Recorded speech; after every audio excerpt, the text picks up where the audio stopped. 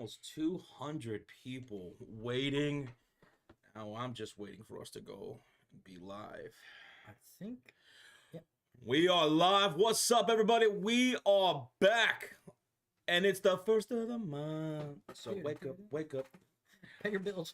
What up, everybody? And welcome to the Commissioner's Cup here in 2025 between the Indiana Fever and the Minnesota Lynx. Woo! How y'all doing? Over almost 200 people waiting for us to go live. That is amazing. I think some of you guys are ready for this game. I think some of you guys are waiting for us to give us to give you our thoughts on the NBA free agency. Yes, that just tipped off yesterday. What's up, Devin Agnes, Peyton Koopman? We got Avatar in the house. Tristan Allen, Jay Sure. What up, Damon, J Dog, Rhonda Davis, Tony Clifton. What's up, Tony Clifton? What's up, guys? Tristan Allen was good. What up? What up? See you all. Rhonda, what's up, Rhonda? Damon, yeah, J Dog, everybody. What's up, everybody? Smack that like upon entry. Let's get this party started. As you can see, it's going to be the Josh and Sean show here tonight. Rocha will not be here tonight, and he will not be around for probably a few weeks or so. Rocha's going to be taking a little bit of a break, guys.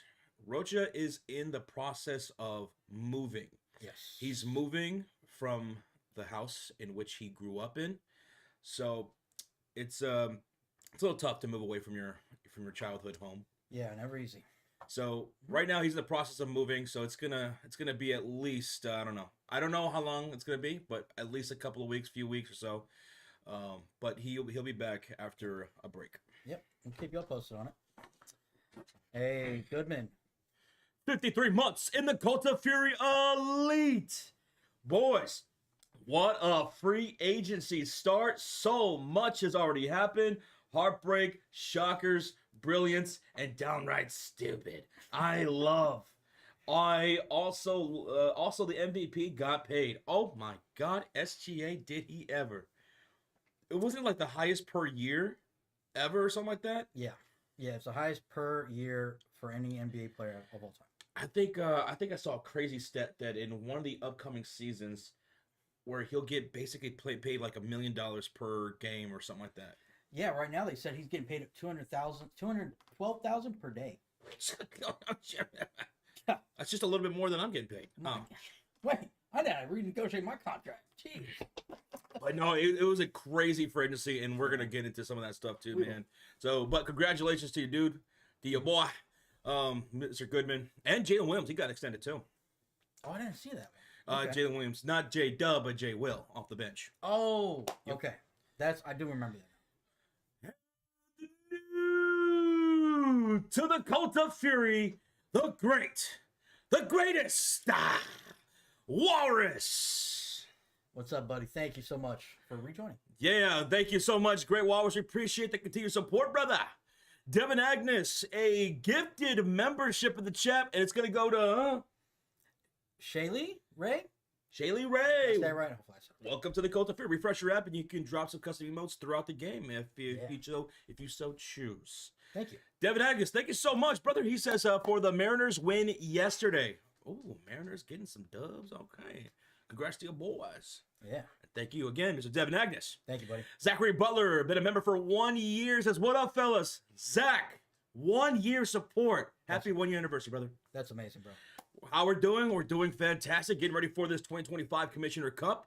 It sucks that CC is out, but ultimately, I think that's the right move. You don't want to rush her back too quick, right?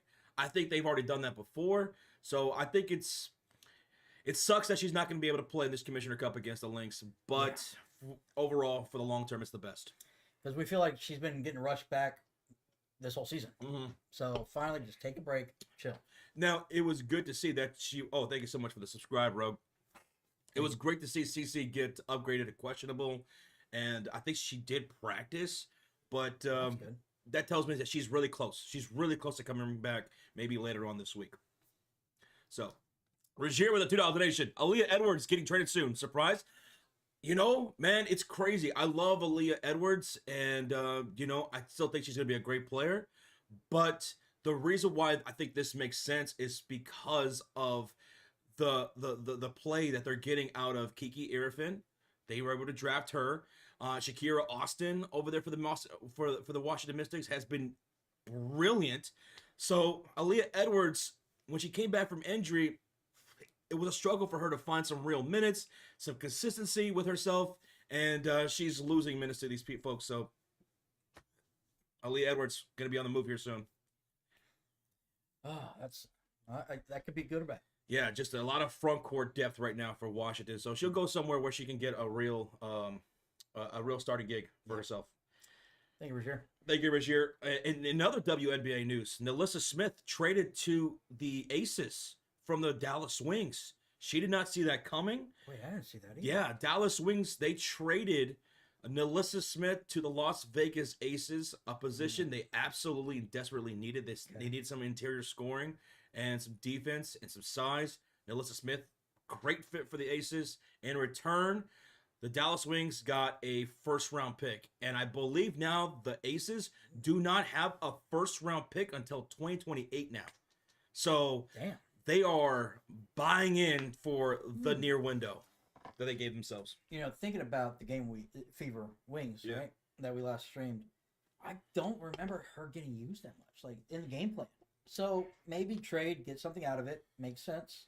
And I heard Dallas might just be tanking for Juju.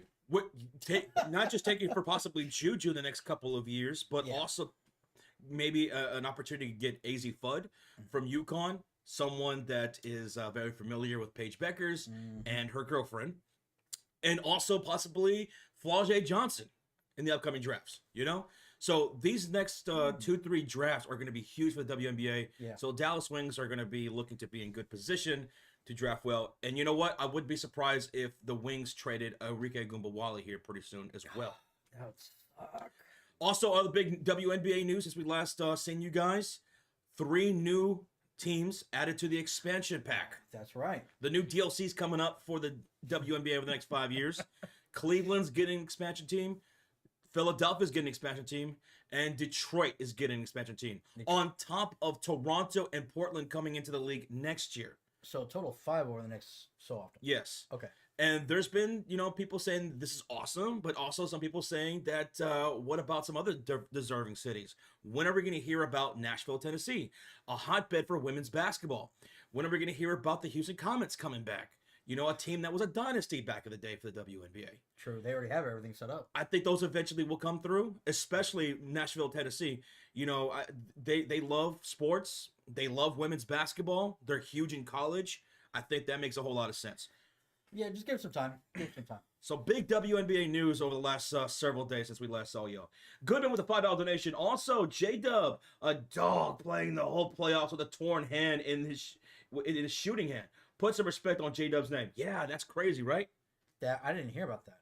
Wow. You wouldn't have thought that. I wouldn't have thought that. He was shooting pretty good. He was playing well, man. Good shit. John Goodman. Matt Goodman, thank you so much, brother. Thank you. And we have a $10 donation from Avatar. Avatar! What is your take on the Nuggets free agency? I am very excited. Sean, my Rockies host the Astros tonight through Thursday. Kick their ass. Yeah, beat them. Please. Dude, Avatar, you guys were one of the biggest winners in free agency. The Denver Nuggets trading away Michael Porter Jr. and getting Cam Johnson in return. This is a name that I've been throwing out since the beginning of last year, and so did a lot of other people. Cam Johnson, he's going to be on the move. He didn't in the trade deadline, but the Denver Nuggets were one of those teams that I felt like you guys were going to make that move for, and he did. He did go to the Denver Nuggets in place for MPJ, and I love that move because he's a good scorer. He's a better passer. He's a better defender than MPJ, and also the ball's not going to stick with him like it does with Michael Porter Jr. And I like it because he's a better attacker off the dribble than I think MPJ was. MPJ, he could attack, but it was more just driving and that's it. But I think Johnson is better mid-range and all that. Cam Johnson is way better off ball, and that's great. Yeah. Also, bringing back that allowed to free up some space to go get some other moves done You brought back Bruce Brown, who was part of your championship team a few years ago. I love that move. You got Tim Hardaway Jr. today on a 1-year deal. Love that. That's right. I forgot about that. For your depth. And then you added Valanciunas. You went and got Valanciunas. Oh, I love that. That was underrated. Denver Nuggets needed some depth, and you went out and got it. And I like the pieces that you're putting around Joker.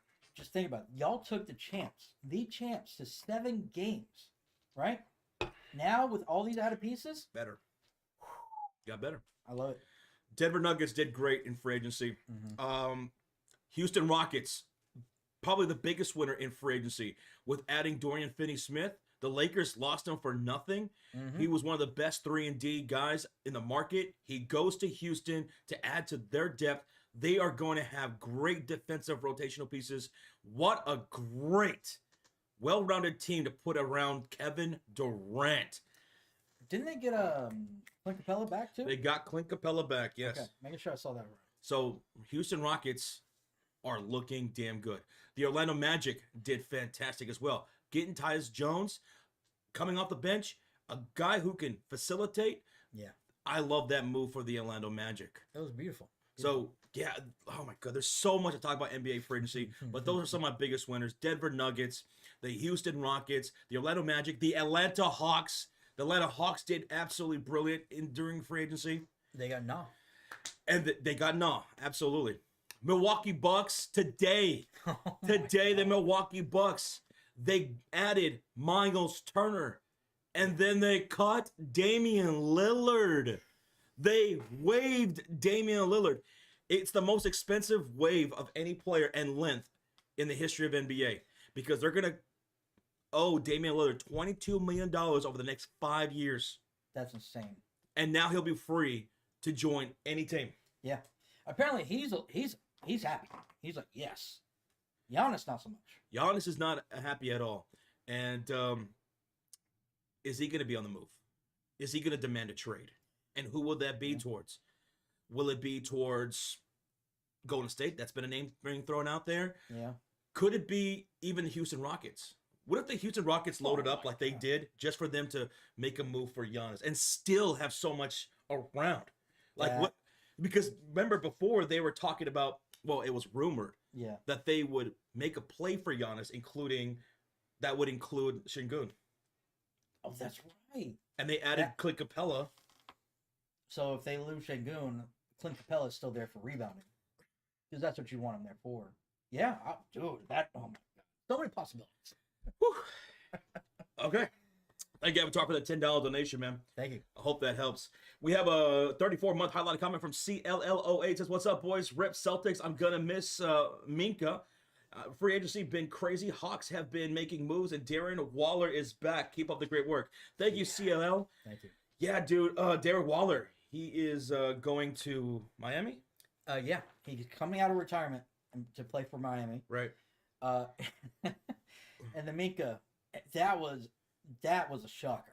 Minka Fitzpatrick? So they traded Jalen Ramsey, right? And I see memes about this because at first it was just Jalen Ramsey to the Steelers. Yeah. No one knew Minka, thank you, was a part of that trade until like 30 minutes later. They're like, oh, actually Minka is a part of that trade too.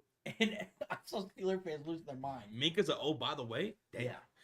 But to the Boston Celtics, yeah, they're looking pretty rough. Mm-hmm. Now, they are making these moves. They're planning for the 2026-2027 season. That's what they're gearing up for. Luke Cornett, by the way, he's gone from the Boston Celtics. I love this move for the San Antonio Spurs. Getting him coming off the bench was fantastic. Good minutes off the bench, replacing Victor Wembanyama, a guy who could play defense, could facilitate. Mm-hmm. Sounds like a Spur to me. Yeah, that's a pop guy. Thank you so much, CLL, for 34 months, brother. Shane Fishbach with a $5 donation. What's up, Shane? It says July, August, the most boring time for sports. No football, NBA, or NHL. But there is WNBA, baby. We enjoyed it last year, and we're going to enjoy it for the rest of this summer. It's definitely been a help. It's been absolutely awesome, and we appreciate all the support for everybody who is watching these WNBA games with us. Yeah. Because before, we didn't have anything to do for the summer. Nope. And now, not only does this give us something to do, but, man, we've been enjoying and loving these Indiana Fever and WNBA games. They're picking up more hype, and more people are tuning in, which is awesome. And then we can still sprinkle in the NBA, NFL free agency and trades and all that. Yeah. Oh my god! I felt like my head was gonna pop when I saw everything that happened from the last couple of days. It was crazy. Thank you so much, Shay, for the $5 donation. Mason with the 37-month highlighted comment says, "What's up, boys? How y'all doing?" I'm not gonna lie, I'm getting very irritated by my Warriors front office and making moves, but I'm not surprised. Yeah, the Golden State Warriors, they lost Kevon Looney to the New Orleans Pelicans. Warriors not really making much of any kind of splash in free agency is really concerning because you got Jimmy Butler at the trade deadline to pair with Steph Curry. You guys made it to the second round. I thought you guys were going to be very aggressive in the free agency period during the offseason, and you guys haven't really done much of anything. Yeah. Now, there's still some time left. I don't know. Maybe you guys go make a big trade. Will you guys make a play for Giannis? I don't know. But Golden State Warriors need to figure out something because they're falling behind everybody else. San Antonio, Houston, everyone's making a big splash in the offseason. I didn't know about the Looney one. Wow, I did not know about that. Looney Tunes to the Falcons. Only thing I saw was they did do a tender offer to Kuminga so that he can't just go sign. So he's probably going to do a sign and trade. Yeah. That's probably what's going to happen. That's probably the biggest splash I see the Warriors doing. Like, what else can they do? QC, what up, QC? He says Valanciunas for just Sarge. I know, right? That's crazy. I thought the same thing, too. Yep. That's all it took.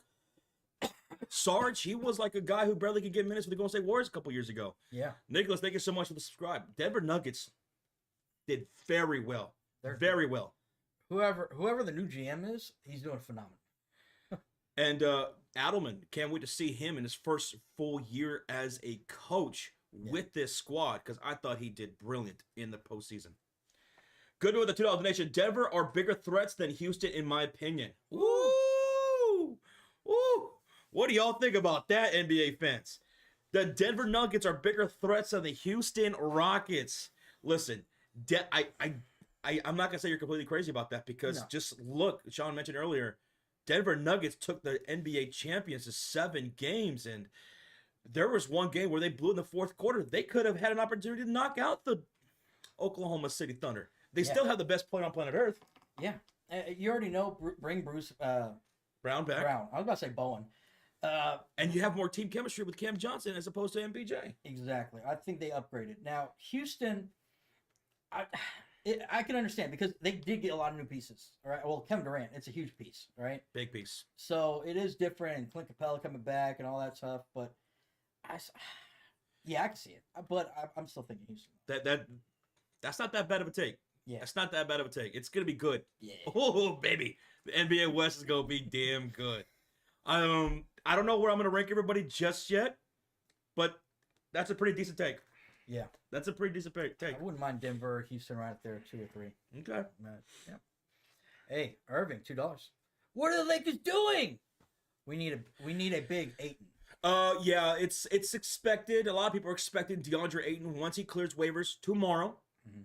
He clears waivers tomorrow that he should be a Los Angeles Laker, and I honestly think he should. Yeah. The other team that he could go and join would be possibly the Golden State Warriors, who desperately need some size as well since they just lost Looney. Yeah. But I think the Lakers make the most sense. Why? Because where he for the Los Angeles Lakers with Luka Doncic, with LeBron James, he could be a huge lob threat offensively. He could rebound for you, and DeAndre Ayton's looking for that next big contract. So if he goes and signs a 1-year deal or a 2-year deal with a team option or player option in year 2, he can go there and make a big splash and earn some big money for him. Because DeAndre Ayton's all about that money. Yes. It's crazy. During draft, we were wondering what's going to happen. They have Ayton, remember? And they got all the bigs now. And then he gets waived. Which, honestly, Laker fans, you better be happy. Because trading for him would have been tough and taking on that big contract. Now he's getting waived. You can sign him to, like you said, a 1-year deal. Probably cheaper, a prove-it deal. It kind of worked out. Bolt Beak with a $2 donation. Denver is a point guard away from another chip.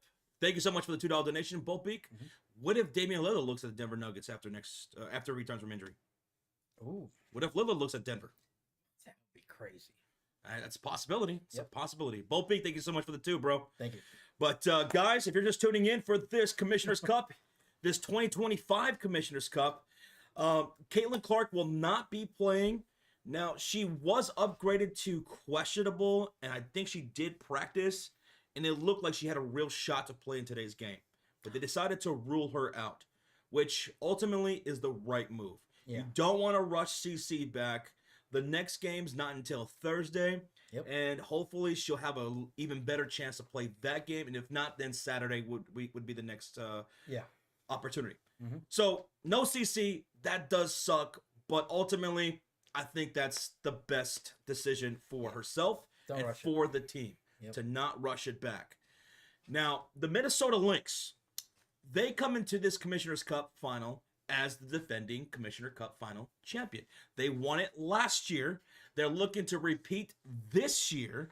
Minnesota Lynx, they are, let me go to the standings real quick. Let me go to the standings. I believe they're number one. They're the number one seed. They are 14-2. The Minnesota Lynx are the number one seed. They're 8-2 in their last 10. And right now, let's see. Offensively, they are the second best offense in the NBA. Indiana's fourth, right? Now that takes a little bit of a dip with no CC, but hey, listen, Kelsey Mitchell and Aaliyah Boston have been playing absolutely fantastic with Caitlin Clark not playing. I mean, they played phenomenal in that last game, especially Kelsey Mitchell. Kelsey Mitchell, let's see. Over her last 4 games, she's had 32 points, 20 points, 26 points, and 20 points. She's been on a tear in the last 4 games, shooting at 64%, 43%, 57%, and 61% from the field. I was just about to say, been over 50%, even going back to the other game. Like, she's been shooting very efficiently. From downtown, Kelsey Mitchell, from beyond the arc, 66%, 44%, 71%, and 50% from 3 over the last 4 games. Mitchell has been on fire shooting the ball. Yes, she has. Aaliyah Boston having a phenomenal season, and they're going to need them big here tonight against the Minnesota Lynx, where they take on Nafisa Collier, who's putting herself together a MVP season. She is the league leading scorer at 24 points a game. She's also the 3rd leading rebounder in the WNBA at 8.5 rebounds per game. Courtney Williams is 4th in assists at 6 per game.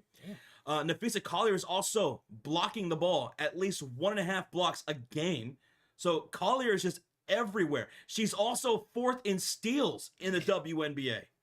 She's everywhere, man. She's having an MVP type of season. So look out for Collier. Of course, you can't forget about Kayla McBride, who's an assassin from beyond the arc. Courtney Williams, who can facilitate like nobody's business. And also, Courtney Williams is a mid-range assassin. Yeah. We have a highlighted comment. Well, thank you for the highlight comment, Nick. Appreciate it for 24 months. I'm not going to read that. Stupid.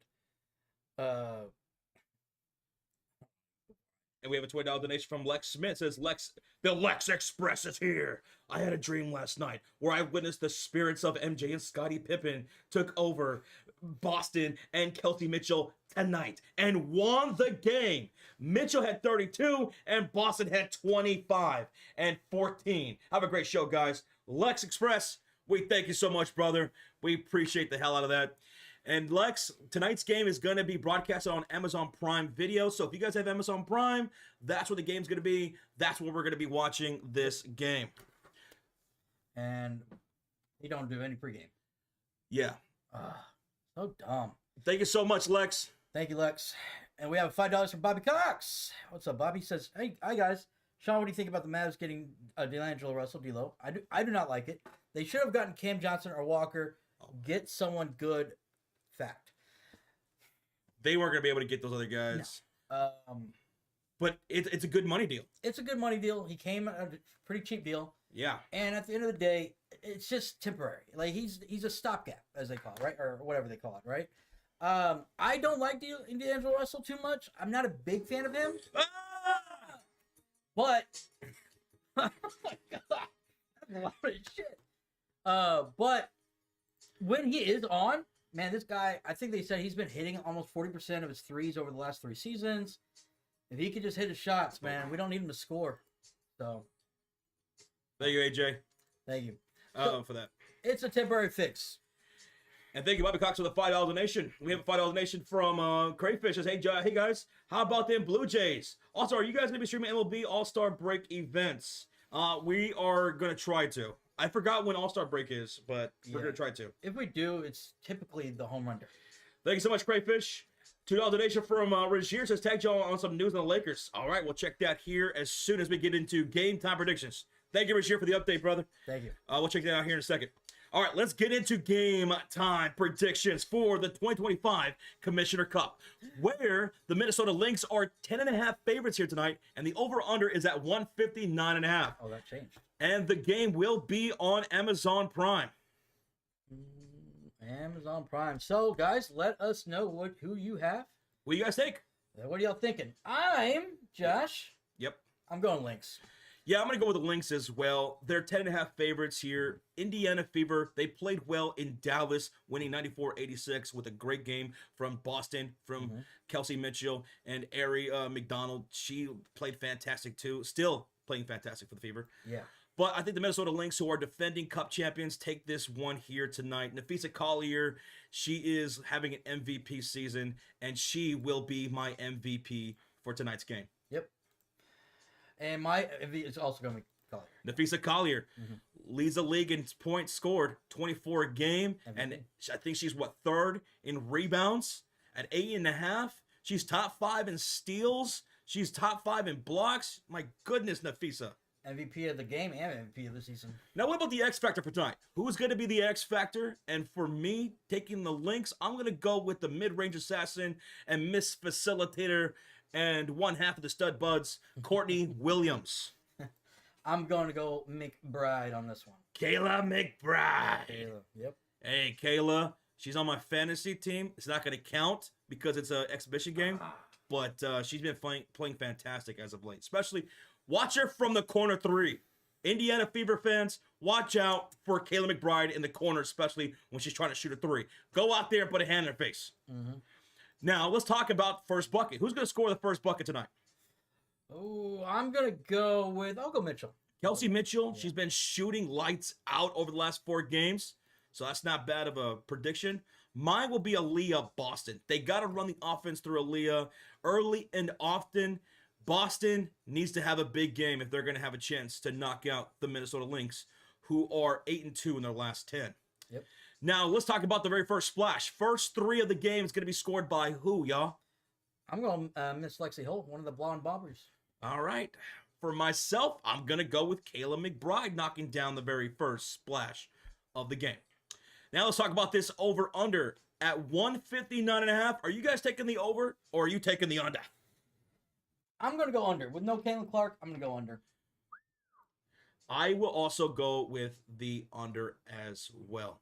Now, the Minnesota Lynx, they are the league's best, one of the league's best offenses and one of the best shooting percentages from downtown. So Indiana Fever perimeter defense needs to be locked in tonight because you have multiple players who can shoot over 40% from beyond the arc, like Kayla McBride, like Nafisa Collier. Courtney Williams could knock down some threes. So watch out for Minnesota and their 3-ball tonight. Perimeter defense has to be locked in. Ooh, it's going to be tough. All right, there you have it, guys. That's our game time predictions. Thank you for everybody that played along.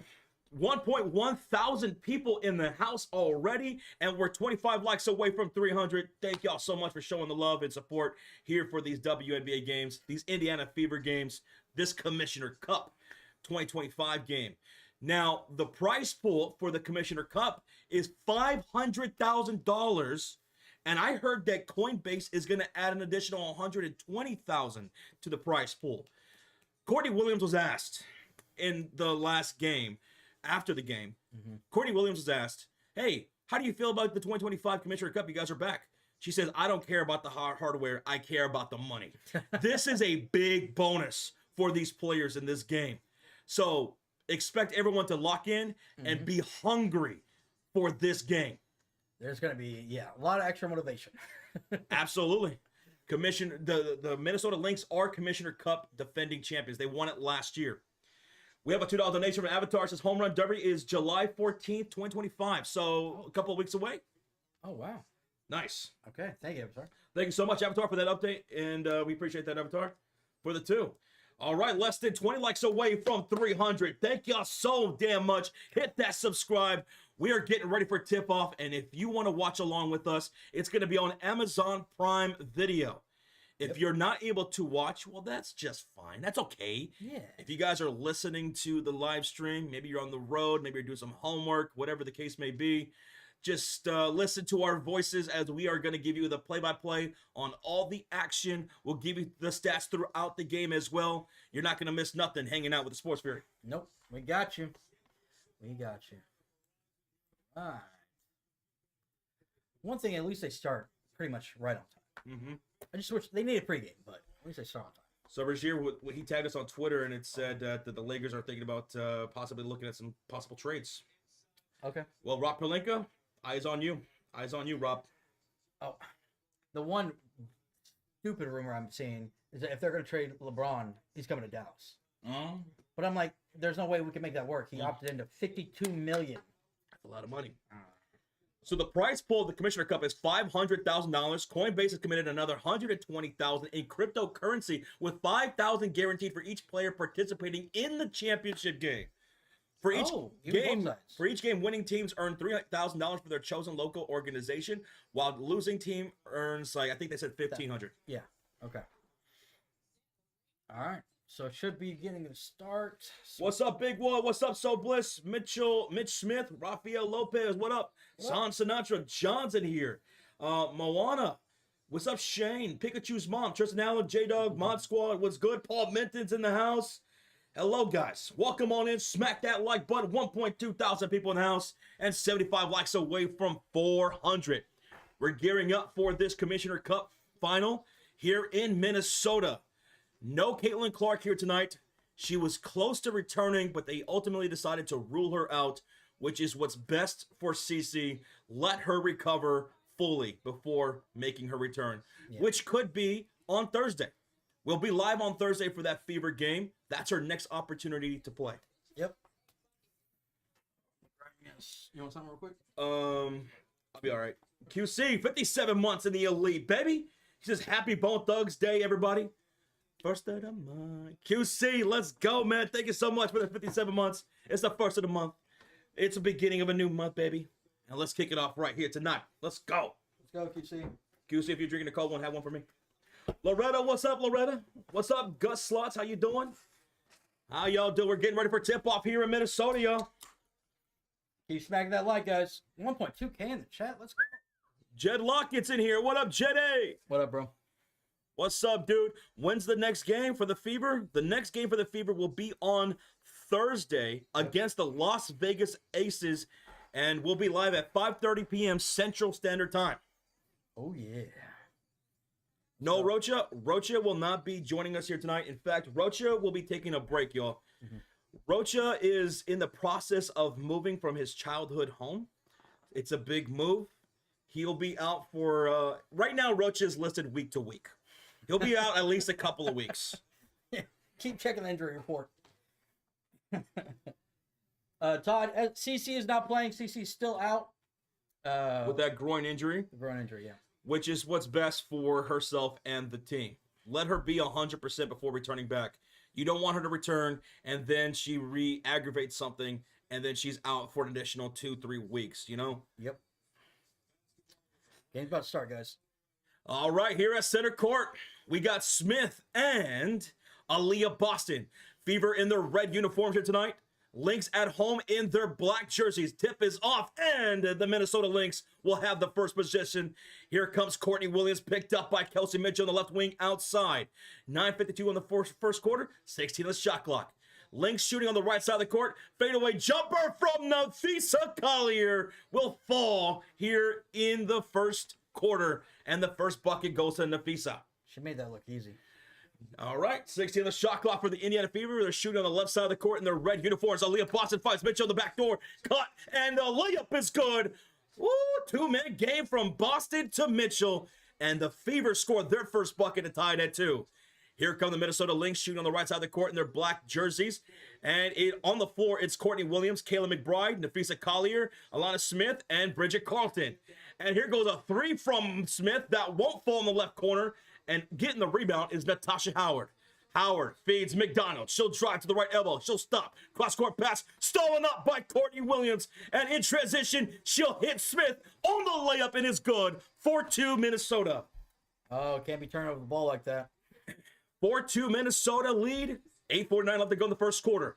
Howard sets a screen for McDonald. She'll hit Natasha Howard on the right elbow. Dribble handoff to Mitchell. The three off the handoff won't go. And Courtney Williams grabs the rebound, her first. And downhill to Smith, who misses the layup. McDonald scoops up the rebound. And here come the Fever down by 2. 8:29 left to go. Aaliyah Boston putting her back to the smaller defender, and Nafisa Collier hits Natasha Howard. Top of the key. She'll drive. She'll kick to McDonald for the first splash of the game. McDonald gives Indiana the lead, 5-4. Beautiful. 8:12 remaining in the first quarter. It's a 5-4 lead for the Fever. Here come the Minnesota Lynx in their black jerseys downhill.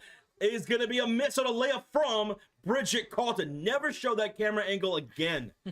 Under 8 minutes to go, the Fever have the possession. Handoff from Boston to Mitchell for a deep 2. Mitchell knocks it down from 17 feet away, and the Fever are up 3, 7-4. 7:45 left to go in the first quarter. Here's Smith in the top of the key. Handoff. No, fakes the handoff to Courtney Williams. She's looking for Kayla McBride, who will knock down the 20-footer. Oh. That's going to be a long 2 for Kayla McBride. That was a corner 3 you were talking about. Well, it wasn't a 3, it was a long 2, but she loves those corners. Yeah. McDonald driving on Bridget. She'll take her all the way to the bank and knock down that layup. 9-6, Fever lead. McDonald's got 5 points here in the first quarter. Smith driving. Smith missing the layup. Natasha Howard rebounding. Fever shooting on the left side of the court. In transition, Howard downhill layup. Too strong. Boston can't get the putback. And the rebound will fall to Bridget Carlton. And it goes out of bounds off of McDonald, who tried to get that steal. Close. Hey, Avatar, $5. Oh, Josh, if Lynx don't cover, I'll gift a membership. If the Lynx don't cover the 10.5 spread, all right, bet. All right, Mr. Avatar, you got a deal. Thank you so much, bro. Thank you. For the $5 donut. Minnesota Lynx have the possession, and on the floor it's Bridget Carlton, Alana Smith, Nafisa Collier, Kayla McBride, and Courtney Williams in their black jerseys shooting on the right side of the court. Howard will pick up Nafisa Collier on the elbow, turn around, fadeaway jumper. Not this time, Nafisa. Boston gets her second rebound of the game, and she'll outlet this one to McDonald. Fever in their red uniforms shooting on the left side of the court, and on the floor is Natasha Howard, Boston, Mitchell, McDonald, and Holt. And on the pass, the ball went out of bounds. Last touch by Boston, they say. So Minnesota ball, they're down by 3. Oh, they're reversing the call. They're reversing the call, so it's going to be Fever basketball. Yeah. Fever possession right here with 12 on the shot clock, 6.5 remaining in the first quarter. They'll inbound this from the right sideline to Aaliyah Boston from Mitchell. Boston moves off the screen. She'll drive down to the post, puts it up. No, she runs into a wall. Shot is missed, and Smith gets the rebound. Outlets this one to Courtney Williams. She's picked up by Lexi Hall. A screen set by Smith. Sets up a shot from the elbow by Courtney Williams, who makes it a 1-point game. Beautiful. 9-8 lead for the Indiana Fever. 6:07 left to go in the first quarter. Kelsey Mitchell. Oh, nice little cross there on Nafisa. She'll drive. By the back pass meant for Howard. Gets away from her and out of bounds. It's Lynx basketball. Beautiful pass if Howard was ready for it. All right, that's the second turnover for the Indiana Fever. Well, they're shooting great from the field, 50%. What's up, Escobar? How you doing? And we're going to get a personal foul on the other side of the ball from Aaliyah Boston. Aaliyah Boston commits her first foul.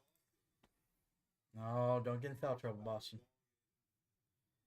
No foul trouble. CC's not playing, Steven. If y'all are just tuning in, no CC tonight. 5:54 remaining here in the first quarter.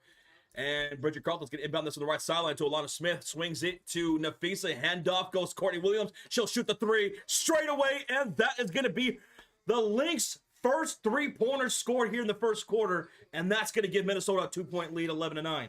5 points for Williams. 17 on the shot clock, 5.5 remaining in the first quarter. Fever have the possession. Kayla McBride gets screened by Boston off the screen. McDonald switched up by Courtney Williams. Hits Lexi Hole on the left wing. Back to the high post goes McDonald. Howard setting the screen. She'll drive. She'll kick. Lexi can't beat the shot clock. And that's a violation. It's Lynx basketball. Third turnover for the Fever. Oh, good defense though by Lynx. Good defense. What's up, Boop? You found Glory on DVD? Awesome. Ooh. One of my favorite movies of all time, brother. 5:15 remaining in the first quarter. Minnesota up 11-9. Here's Nafisa in the low post, backing down. Natasha Howard goes up and under. Off the big shot is good for Nafisa. She's got 4 points now. Beast.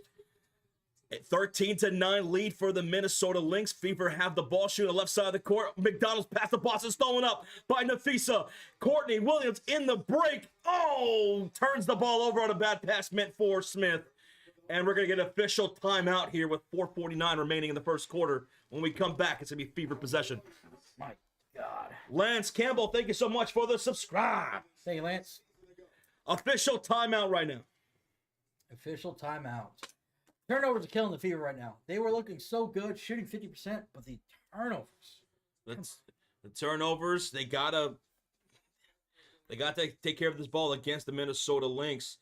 7 points of the 13 by the Minnesota Lynx were scored off of those 4 turnovers. Fever gave up 7 points off those 4 turnovers already. That's not a good sign. Yeah. Stephanie White needs to preach that here during this official timeout. That's crazy. That's insane. Just call time. Oh, they got a timeout. It's all good, Josh. They're in timeout. Josh, answer the questions. What questions, Steven? Is CC and Street close? Yes. CC is out tonight. CC is out. Answer, Josh. Yeah. Imagine if CC was out there. 0 turnovers.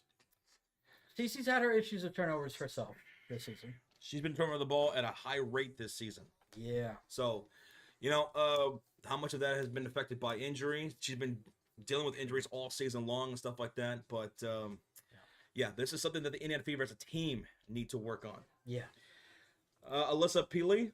We're probably going to see some minutes from Alyssa Peely tonight for the Minnesota Lynx. We're probably going to see some minutes from her. We'll see if anybody substitutes during this timeout. You guys not hear us right? We're completely in the green. Turn up a little bit, I guess. Yeah. There we go. Maybe. Yeah. Remember, you have a volume button too. Try that one too. Yeah. Because according to us, we are loud and clear. Yep. But let us know, guys. Avatar says, do you remember the movie Zapped with Scott Baio? I found it on Prime Video. Might not be there for long. I have not seen Zapped with Scott Baio. Never even heard of it. Nuh-uh. Yeah. So, that's something new. Mine is correct. Crank up your volume. Well, we turned it up a little bit. Hopefully that helps, guys. We're coming out of an official timeout right here. It's going to be Fever basketball as the Minnesota Lynx committed their first turnover. They're down by 4. Leading scorer for the Fever is Ari McDonald with 5 points. Yeah, and I don't think Mitchell has only missed that 1 3. Yeah, she's got 4 points right now. Nafisa Collins got 4 points. Corey Williams got 5. 2 from Kayla McBride. That's all the guards are now for Fever. Thank you guys for, oh my goodness, 1.7 thousand people in the house.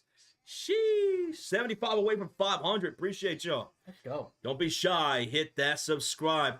Our next Fever stream will be on Thursday as they take on the Las Vegas Aces. Hopefully CC plays in that one as she was close to returning tonight. They ultimately ruled her out, which is great because you want her to be 100% when she does finally come back. Yeah. All right, Fever possession here out of the official timeout. 4:49 remaining in the first quarter. Fever are shooting on the left side of the court in their red uniforms, and on the floor is Natasha Howard, Aaliyah Boston, Kelsey Mitchell, McDonald, and Lexi Hull. 14 the shot clock. Boston sets the screen for McDonald. She'll operate off that screen on the left wing outside. Finds Mitchell left corner. Bad pass broken up by the Lynx, but McDonald recovers, but she's got 4 on the shot clock. Inside pass. Howard. Scoop layup. Won't fall. Put back. Won't go for Howard. Ball's knocked loose. Howard recovers. She'll go up with the left hand. She can't finish. And coming down with the rebound is Bridget Carlton. Howard should have outlet that pass. Yeah. On the screen. Off the screen. Courtney misses the mid-range jumper. McDonald gets the rebound. Her second of the game. Indiana down by 4. Boston sets a screen for Ari McDonald. Courtney Williams stays on Ari McDonald. Mitchell gets the left wing pass. Cross court, back to McDonald. Pump fake, finds Boston in the right short corner. Hand off back to McDonald for 3. That's going to be no good. Chasing down the rebound is Nafisa Collier, who averages about 8.5 rebounds a game. Nafisa brings up ball. She'll kick to Courtney Williams on the high post. And she'll find Smith, who's looking downhill for Nafisa. Pump fake against a double team. Kick out to Smith for 3. And Smith has the second 3 for the Lynx in this quarter. Beautiful pass. Smith from downtown. She's got 5 points now. And the Lynx are up 7 with 3:16 left to go in the first quarter. Aaliyah Boston in the high post. Handoff goes to Lexi Hull. Kick out to Kelsey Mitchell. Great defense being played by the Lynx right now. Hull's got in the high post. Hits Natasha Howard. A pull-up jumper from the left elbow won't go. And the rebound will fall to Kayla McBride in transition. She'll hit Alana Smith. Layup is gone off the bank. How did she make that falling down? I have no idea. She made that falling down and she put it behind her. 18-9 Minnesota. And Stephanie White and the Fever are forced to call a timeout here. They can't score against this defense right now. Yeah, good timeout here. I have one main question for the Fever right now. Why has Natasha Howard taken 5 shots? Natasha Howard is forcing shots right now. Howard had a good game against the Dallas Wings. She's having a horrible game here to start against the Minnesota Lynx. For the love of God, Natasha, pass the ball. I'm sorry. She's in a double team and she's forcing the issue. There's no reason she should ever have more shot attempts than Mitchell or Boston. Now, I know the passing lanes are tough to get through. Yeah. The Minnesota Lynx are locking down defensively right now. But still. What? Maybe that's what they're going to adjust. What's up, Bridget? How you doing from Indiana? What up, what up? What's up, Mr. Fulton? How's it going? July 20th is your big 26th birthday? July 20th? July 20th. Where are we going for your birthday? Yeah.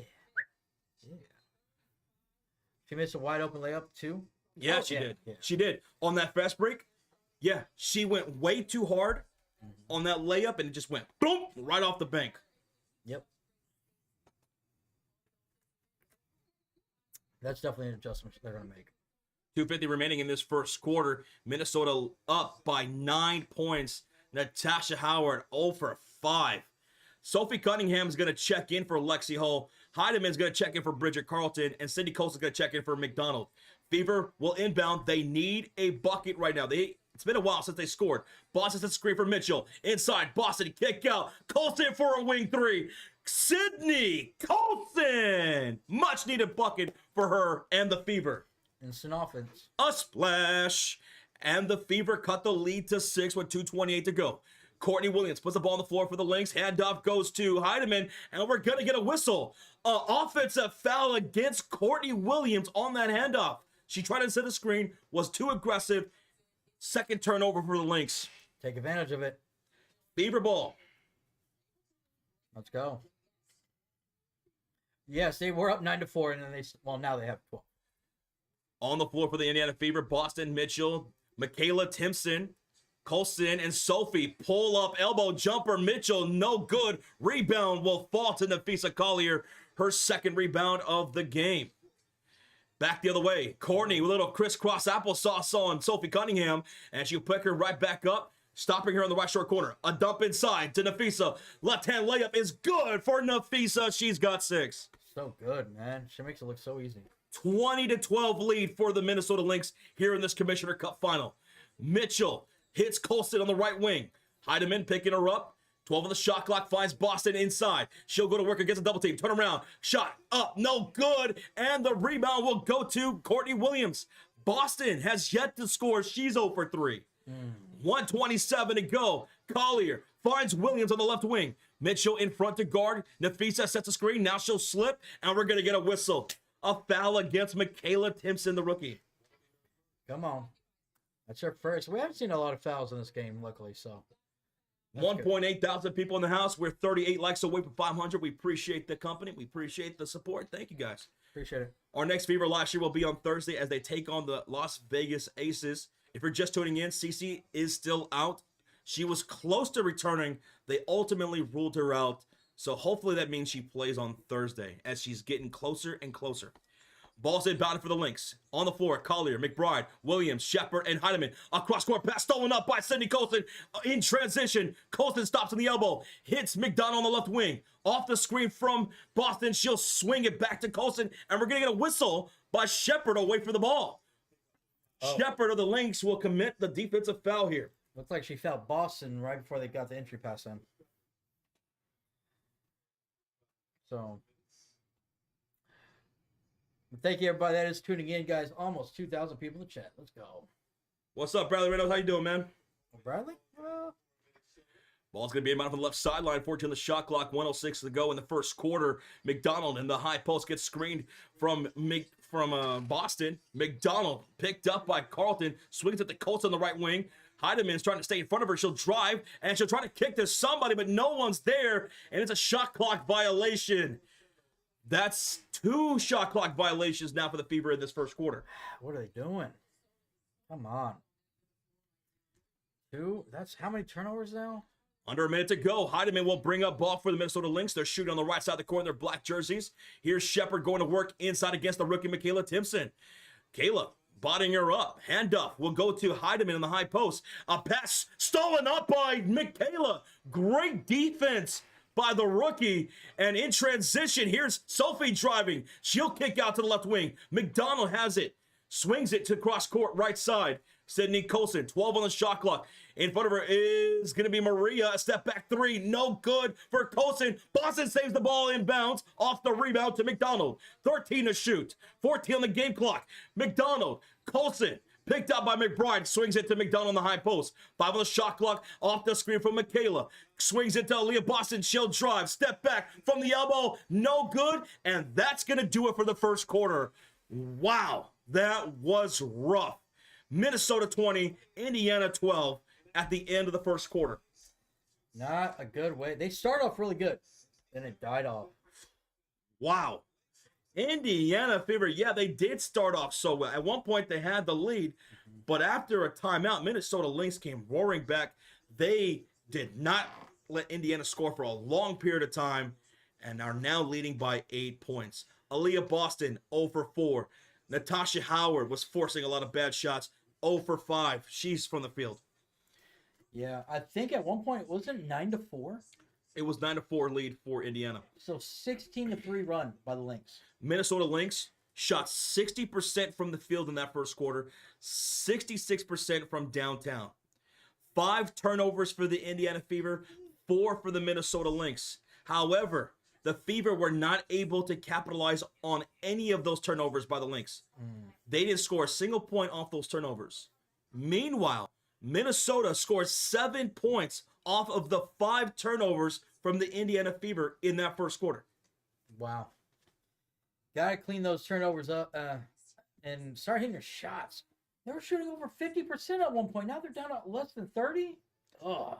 Just don't spam, dude. Yep. All right, so we're at the end of one quarter. Minnesota Lynx with an 8-point lead. Defense is locked in right now. Defense is locked in. Your leading scorer so far through one is Alana Smith for the Minnesota Lynx. She's got 7 points. 7 points. Oh, wow. I thought it would be... Leading scorer for the Indiana Fever is Ari McDonald with 5 points. Okay. Nafisa Collier, she's got 6. That's what I thought was leading the way. Okay. All right. What's up, Philip Howard? What's up, Gus? Corey Childs in the house. Sylvester's here. Garfin's in here. Tony Clifton. David Stewart. Brian says no CC. Unfortunately, no CC tonight, Brian. CC was looking like she was close to returning tonight, right? I thought she had a real shot to play.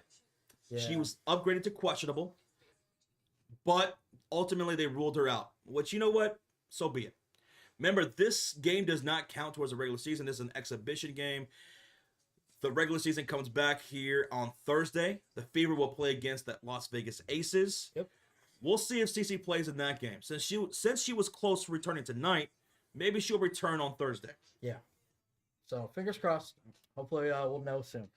12 points in the entire quarter is pretty bad, says Garfin.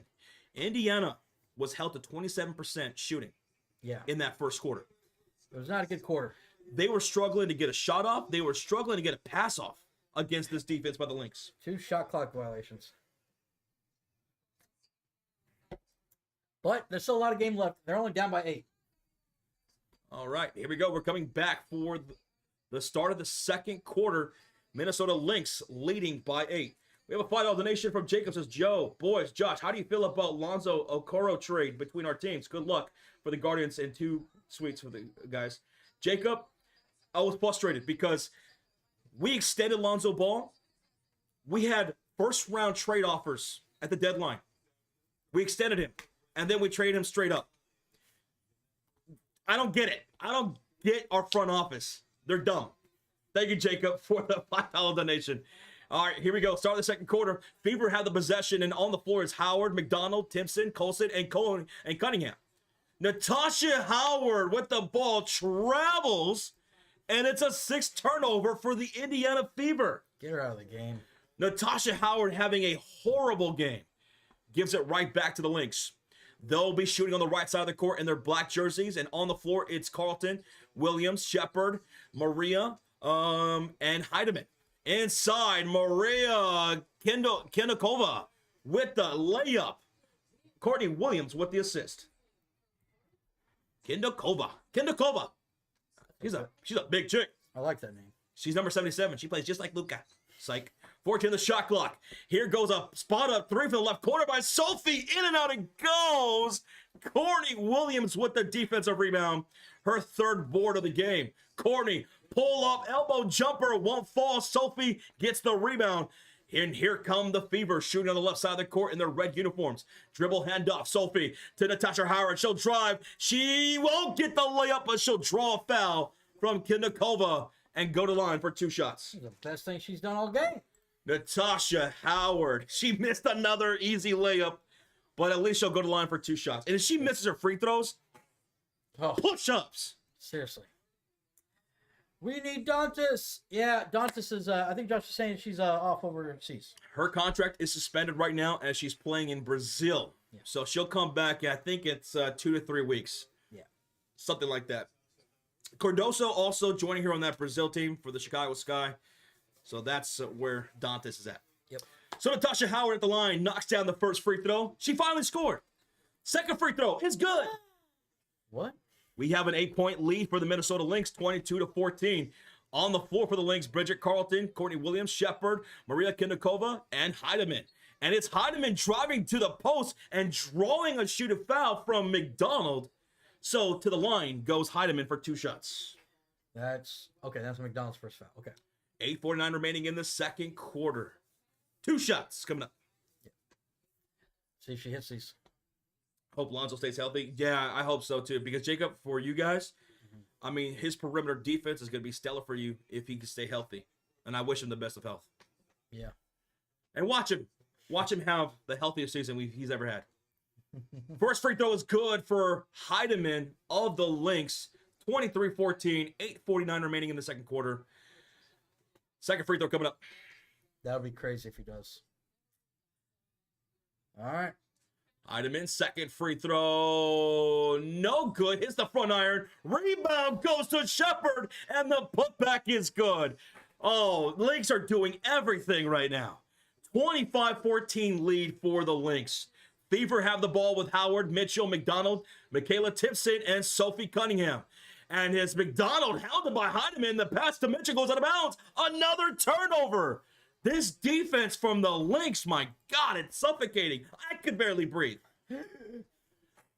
Turnover, it's Lynx basketball. Fever now have 7 turnovers. 7 turnovers. Bringing up ball is Heidemann for the Minnesota Lynx. Shooting on the right side of the court in their black jerseys. Fever in their red. Courtney inside. Shepard goes to work on in the inside against Natasha Howard. Got her on the spin cycle, and the layup is good.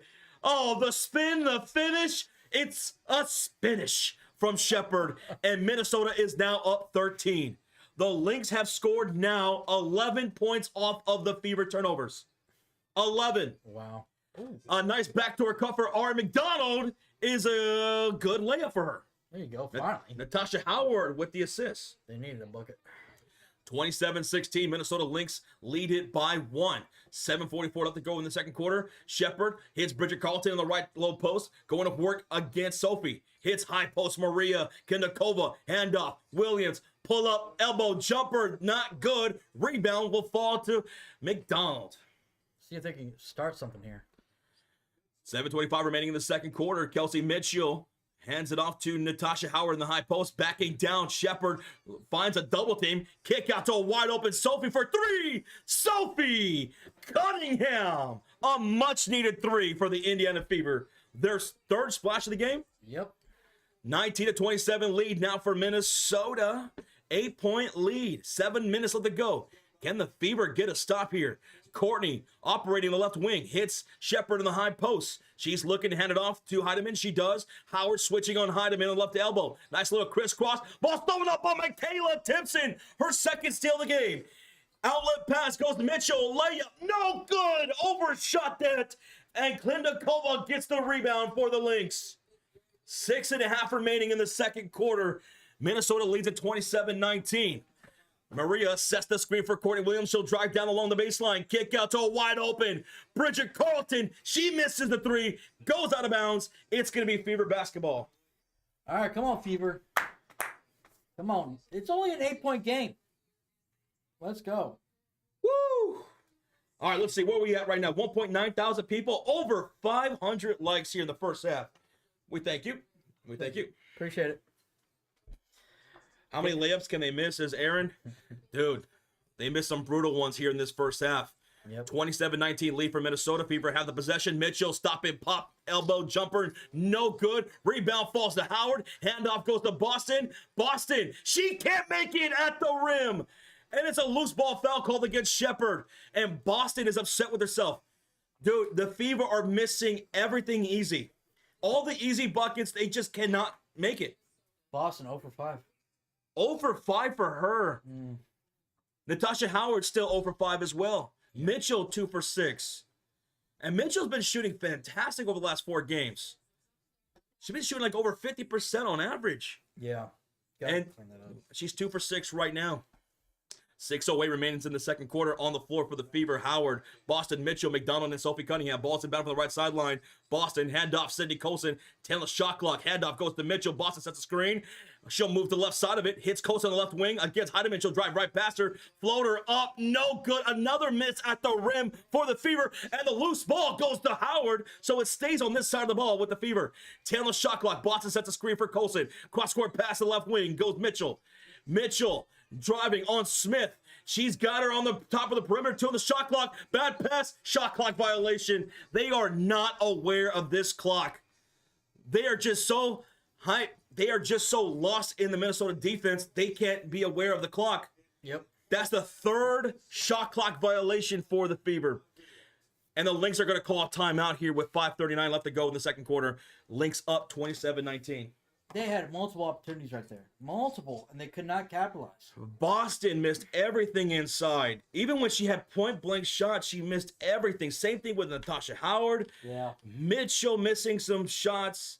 Sydney Colson, she missed that easy floater right there. Tough break right now for the Indiana Fever against this defense. They got to find some kind of rhythm. Like you said, Mitchell, 2 for 6. She's missed her last 3 shots. And they can't even focus on the shot clock. They're not aware of the shot clock. So many shot clock violations in this first half because the Lynx are not giving them enough room to even breathe, let alone find a decent pass off or find a decent shot off. And when they do get a shot, they're so out of their rhythm, they can't make those. Yep. When they are there. Yeah. But plenty of time left. Sadly, it doesn't even feel like it. But both teams have scored 7 points so far in this quarter. So neither team is outscoring each other. But it feels like the Lynx are. Whew. I've seen Courtney Williams miss quite a bit of mid-range jumpers, which she's money at. Yeah. She's money from those elbow shots, and she's been missing some of those too. Just got to take advantage of it, man. Yo, what's up, CPO Rose? How you doing? What up? Minnesota is swarming the Fever, says Paul Minton, but I wonder if they can do that for 40 minutes. The Minnesota Lynx, they could. They could. Mm-hmm. We'll see if they can tonight, but they've been doing that a lot to the season. They're the number 1 seed in the entire league. Yep. $2 donation from Regier says Warriors have now contacted Dame per Mark Spears. They contacted Damian Lillard. Really? Interesting. I wonder if Dame will be interested in Golden State. That'd be insane. Dame, Curry, and what would probably be Curry's last year if they were to actually touch the floor together next year. Yeah. Crazy. Thank you for that update, Regier. Appreciate the 2, man. Thank you. I think we all knew the Fever would lose this BH. Well, it's going to be a tough one. Yeah. They were 10.5 underdogs going into this game. Lynx are the best team in the league for a reason. We're seeing the defense. What's up, Dr. Sarah? How you doing? Sophie's wide open, and they won't give her the ball, rather get a violation. Well, Rhonda, they're just not aware of the shot clock. Yeah. They're not aware of the shot clock with some of these possessions because of just how well the defense is. It's been tough trying to get these passes off. Yep. They have 8 turnovers, the Fever. 8 turnovers. Gotta clean it up. I'm seeing Boston and frustration on her face, and I don't like when I see that. Oh, yeah. Hopefully she doesn't foul and do stupid stuff. We're coming out of the Lynx timeout with 5:39 left to go here in the second quarter. Lynx will have the possession. They're shooting on the right side of the court, Fever on the left side of the court. Lynx in their black jerseys, Fever in their red. On the floor for the Lynx, it's Bridget Carlton, Alana Smith, Nafisa Collier, Kayla McBride, and Heidemann. Leading scorer right now is Alana Smith with 7 points. Collier's got 6. On the floor for the Fever, Howard, Boston, Mitchell, Colson, and Cunningham. And it's going to be Howard picking up Nafisa in the inside. Turnaround fadeaway jumper, no good. Boston gets her rebound, her 5th of the game. Let's see if the Fever can capitalize here on this possession. 17 on the shot clock. Boston, handoff. Colson off the screen. Backdoor cut. Mitchell, layup is good. Sydney Colson with a pass. Beautiful backdoor cut. It's a 6-point game now with 5 minutes to go in the half. They cut the lead to 6. Can they get another stop? Nafisa, long 3 is short. Sophie gets the rebound and an outlet to Sydney Colson. Here come the Fever. Boston driving, floater, another miss. She's 0 for 6, but Sydney Colson gets the offensive rebound. Hits Mitchell on the left wing. Pull up 3, no good. Smith for the Lynx gets her 2nd rebound. God, Boston. Minnesota up by 6. Driving downhill is Heidemann off the big window. No good. Boston with her 6th rebound. And the outlet pass will hit Sydney Colson. Back to Boston, the high post. 17 the shot clock. She'll put her back to Nafisa and puts the ball on the floor. Handoff goes Mitchell. Off the screen from Boston. Pull up jumper. Good for Mitchell. 4-point game. There you go. A 4-point game all of a sudden. 4 minutes to go. If they could just get Boston involved, man, that'd be great. A steal by the Fever. It's Natasha Howard, and she's fouled by Bridget Carlton. It was Sophie Cunningham who initiated the steal. Howard got the loose ball, and then was fouled by Bridget Carlton. Beautiful. I'm liking the momentum shifting right now. Just keep giving it to Mitchell. Everything's working right now with Mitchell. Let Mitchell cook. She's 4 for 9 right now from the field with 8 points. She's starting to find a rhythm. If Natasha Howard and especially Aaliyah Boston can find theirs, hey, then we could have a game here. Mm-hmm. All right, here come the Indiana Fever. Bringing up ball is Sydney Colson. She's joined by Cunningham, Mitchell, Boston, and Natasha Howard. They're down by 4, looking to cut into this lead. McBride picking up Mitchell. Boston sets the screen. Mitchell the 3. It's in and out. Rebound goes to Nafisa, her 3rd rebound of the game. On the floor for the Lynx, it's Collier, McBride, Williams, Smith, and Carlton. A nice feed from Williams inside to Nafisa. Misses the layup. Rebound will go to the Fever. Natasha Howard. Can the Fever cut the lead here? 3:27 to go. Boston sets the screen for Colston. Hits Mitchell. Back to Colston up top. Boston wants it on the elbow. She'll put the ball on the floor, backing down Smith. Hook shot goes up and in for Boston. Her first bucket of the game. She cut the lead to 2. 11-0 run. For the Indiana Fever, and the Lynx will call a timeout with 3:09 to go in the half. The Fever within 2. That's what you got to do. Take advantage. If they start missing their shots, don't let up. How about that? You said a what run? 11-0. 11-0 run for the Fever. Mitchell, Boston. Good defense, too, by by Sydney Colson, Sophie Cunningham, Natasha Howard. I'm liking this lineup that we're seeing right now. This rotation of Howard, Boston, Mitchell, Colson, and Cunningham. Yeah, the defense is there. They're getting some stops and getting some shots. Stabs and shots. Charlicia Johnson, what's up? How you doing? What's up? VIP Connect 2008. Thank you, man. We appreciate that. Thanks for hitting the thumbs up. And thanks for subscribing, Vincent. I mean, VIP Connect, I'm sorry. What's up, Aiden Richardson? What's up, buddy? Aiden, who's your daddy's in the house? Johnny Lewis is here. Ernest Claiborne's in the house. Hi, Bridget. Tanakh 4420 says, yes, finally. We got to run. We got to run. Finally. The Fever are outscoring the Lynx 13-7 in this second quarter. And they just went on 11-0 run to cut the lead to 2. And the Lynx are taking a smart timeout right here. They're shaking their little boots right now. Their little tiny Lynx boots. Mm-hmm. William Carr says, great play-by-play, guys. Hey, thank you so much, William Carr. We appreciate you joining here. If you guys are brand new, this is what we do all season long. For the Indiana Fever games, we'll be live for all their games, as well as the All-Star weekend. Yep. For the All-Star Saturday night, for the All-Star game on Sunday. At which the team captains are being represented by the Lynx and the Fever. Oh. Nafisa will be a team captain. And Caitlin Clark will be a team captain. Yeah. And let's see. I can tell you guys the rest of the starters and who they're going to be. It's going to be Paige Beckers, the rookie. Aaliyah Boston. Alicia Gray from the Atlanta Dream. From the New York Liberty, Brianna Stewart and Sabrina Enescu. From the Seattle Storm, Nneka Agumike. And from the Aces, Asia Wilson. So this is how it's going to work, Sean. Nafisa Collier and Caitlin Clark are captains. Okay. They are going to draft from the rest of the starters that were named, right? Oh. They're going to draft from that as well as the reserves. So there's going to be 12 reserves, and Caitlin Clark and Nafisa Collier are going to draft their team. Mm-hmm. And that's going to be the teams. Okay. You already know Cece's going to take Boston first. That's what I'm thinking. I was thinking like Nafisa Collier. Like, this is my guess. Nafisa Collier is going to be picking first. Yeah. She's going to take Asia. Mm-hmm. I think Clark's going to take Boston. Yeah. And then I think Collier's going to take Stewart. And then I think Caitlin Clark is going to take probably Sabrina. Yeah, that's what I was thinking. I think that's how it's going to go at first. Yeah. Yep. So who are the captains again? For the All-Star weekend, for the All-Star game, it's going to be Caitlin Clark and Nafisa Collier. Yep. So congratulations to them. All right, we're back from the timeout. It's Lynx basketball, and we're going to get a foul here by Sophie Cunningham. All right.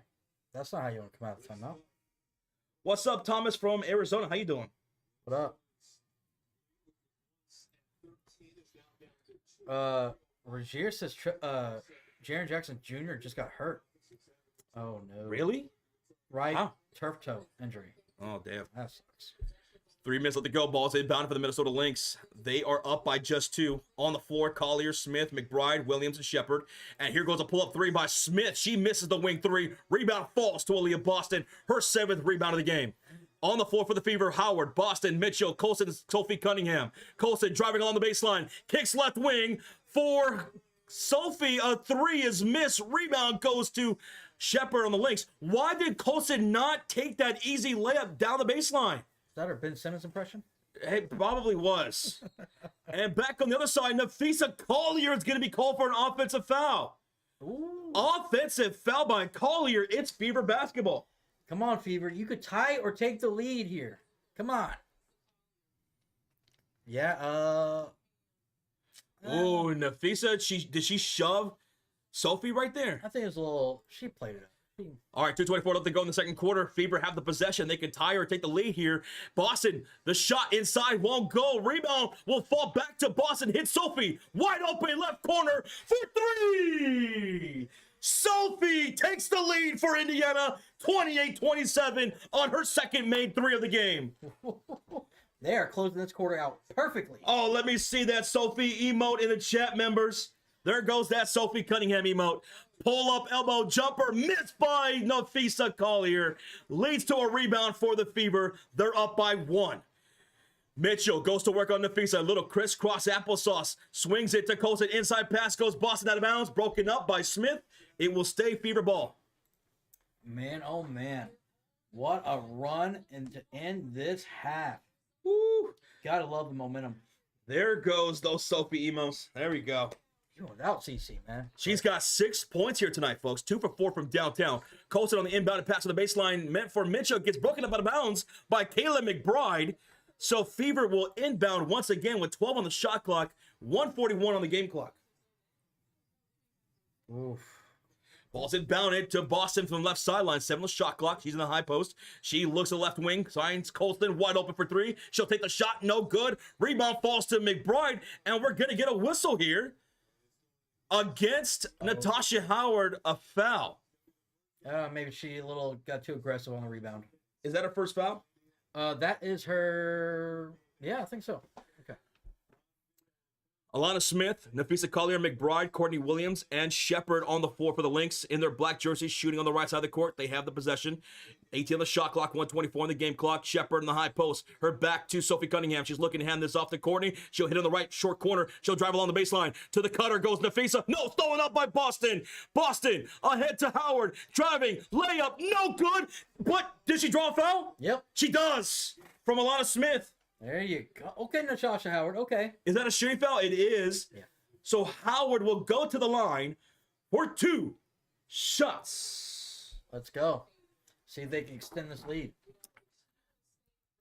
Beaver up by 1 with a couple of made free throws. They can go up 3 by Howard.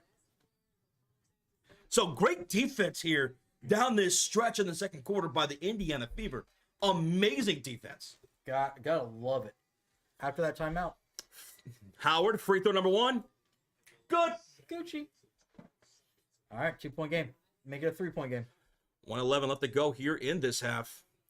Natasha Howard, she struggled mightily in the first quarter. She still hasn't hit from the field. She's 0 for 5 from the field, but she has 8 rebounds, 3 assists, a couple of steals, and she's got some free throws as she knocks down her 4th free throw of the game, and that puts Indiana in the lead by 3, 30-27. 1:05 to go. Courtney Williams brings it quickly into the front court. Oh, she just runs right in to Colson trying to do a handoff, and they're going to call her for an offensive foul. That's the second time that's happened. She came up like a lightning bolt up court. She was looking to hand the ball off on the wing. She went right into, it looked like that was Colson. Yeah. Or no, she went into Howard. Oh, she took the brunt of that. Well, yeah, Howard's a much bigger girl. Oh, but Colson, is she grabbing her arm? yeah, her arm got stuck in between. Oh, damn. Oh, damn. Oh no. But they're going to call this an offensive foul against Courtney Williams. Yeah. She was way too erratic there. And that was Fever basketball up by 3 with 56 seconds to go in the quarter. Mitchell hits Howard on the left wing. Puts the ball on the floor. Switched by Alana Smith defensively. Puts up a tough shot. Draws a shooting foul. That's another shooting foul drawn by Natasha Howard. Alana Smith picks up her 2nd. And we'll have 2 free throws once again by Howard. Sean, she's not knocking down field goals, but she's knocking down free throws. Yeah, and she's making an impact, at least on the rebounding side. So, okay. Hey, if you guys are just tuning in, hit that thumbs up if you're enjoying the live play-by-play and reactions. We thank you all so much for being here and keeping us company. Yep. If you guys are brand new, don't be shy. Hit that subscribe. We love making new friends. Yep. Howard knocks down that first free throw. 36 likes away from 700 the first half. Ladies and gentlemen, thank you so much. Y'all are awesome. Beautiful people. We go live all season long for the Indiana Fever games. Our next stream will be on Thursday, where the Fever will take on the Aces, and hopefully CC will be playing in that game. Second free throw is made by Natasha Howard. She hasn't missed a free throw. She's 6 for 6 from the free throw line. Amazing. 0 for 5 from the field, 6 for 6 from the free throw line. You'll take it. I'll take it. 32-27 lead for Indiana all of a sudden. They're dominating the second quarter. Courtney Williams, floater, no good. Rebound picked up by Natasha Howard. And here come the Fever on the other side with Howard, Boston, Mitchell, Colson, and Cunningham. Mitchell, layup off the bank, no good. Rebounded by Courtney Williams, her 4th rebound of the game. Down by 5 with 20 seconds to go in the half. Game clock and shot clock separated by milliseconds. Courtney Williams waiting to wind down the clock. She'll make her move around 7 seconds. She does now off the screen from Collier. She's on the left wing outside.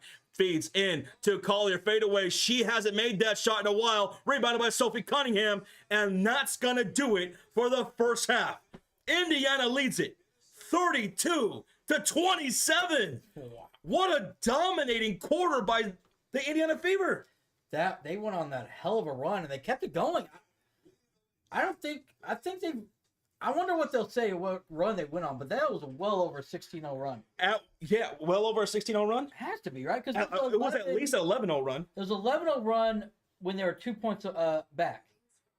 And now they're up by 5. Well, this game has been a tale of 2 quarters, all right?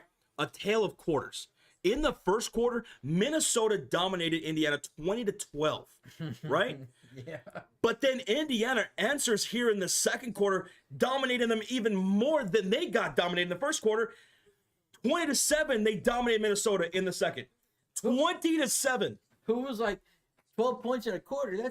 That's terrible. Well, 7 points in a quarter is even worse. Oh my! Minnesota couldn't make double digits in that second quarter. Like, as well as Minnesota played defensively in that first, Indiana played better defense in the second. Yep. They were locking in. Courtney Williams, I don't think I've ever seen her miss as many mid-range shots as she has here in this first half. I think she started off 2 for 2, so she's missed her last 4 shots. And then Nafisa Collier, she also started nicely, and then she missed all of her shots since. Yeah. She's 3 for 9 now. I can't remember the last time she had a shot. She had that offensive foul, and she's missing everything.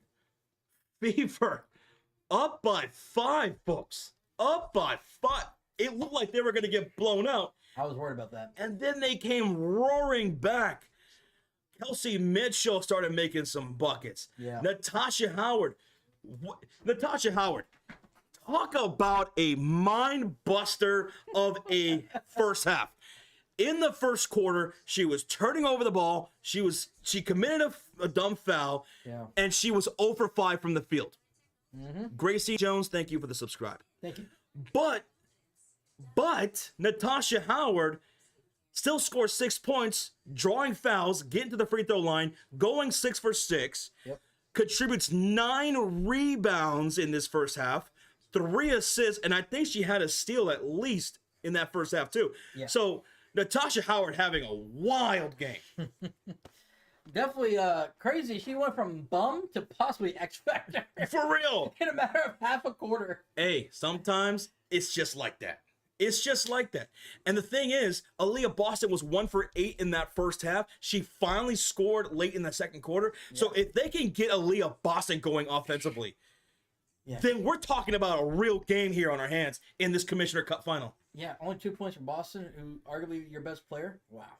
But Sean's about to break down the entire first half stats between the Lynx and the Fever, as well as the individual stats. So that way you guys can have a clear picture on what happened in the first 2 quarters, all right? Yep. If you guys haven't done so, we appreciate y'all being here. Hit that subscribe, hit that like button. We'll be live all season long for the Indiana Fever games. We'll be live for the All-Star Weekend and the wnba playoffs.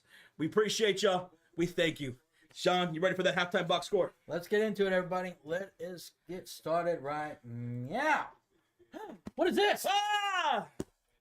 A different look. My goodness. The producers at the Sports Fury are stepping up their game. Or keeping you on your toes. All right. All right, let's start off with the quick overview of the team stats, guys. See the left side right there. Shooting-wise, wow. Lynx, who are down by 5, are actually shooting better than the Fever. They're shooting 41% from the field. Remember, at one point in the first quarter, Minnesota Lynx were shooting over 60% from the field, whereas Indiana was shooting less than 30%. I think it's 27, if I recall. Yeah. So crazy. So Fever, they're not shooting that much better than they were. They're only 30%. Wow. Downtown, they're dead even, 33.3%. That's crazy. Yeah, that's actually pretty insane. But this is what got the Fever back in this game. Remember what the Lynx were dominating that first quarter? Was the turnovers. Right. Not anymore. Lynx have 9 to the Fever 8. Now, this is how this breaks down. Indiana has 8 turnovers. They've given up 11 points to the Minnesota Lynx. Lynx have 9 turnovers. They've given up 7 to the Indiana Fever. But like Sean said, that got better for Indiana because in those first 4 turnovers, Fever did not score a single one out of those first 4 turnovers by Minnesota. So those next 5, they started scoring and capitalizing. So that was big. Yes, huge. And also rebounding is also probably contributing to this lead too. Fever do have 24.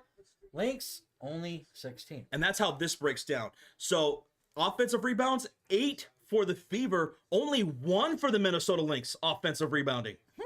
8 for the Fever, only 1 offensive rebound for the Lynx, 16 defensive rebounds for the Fever, 15 defensive rebounds for the Lynx.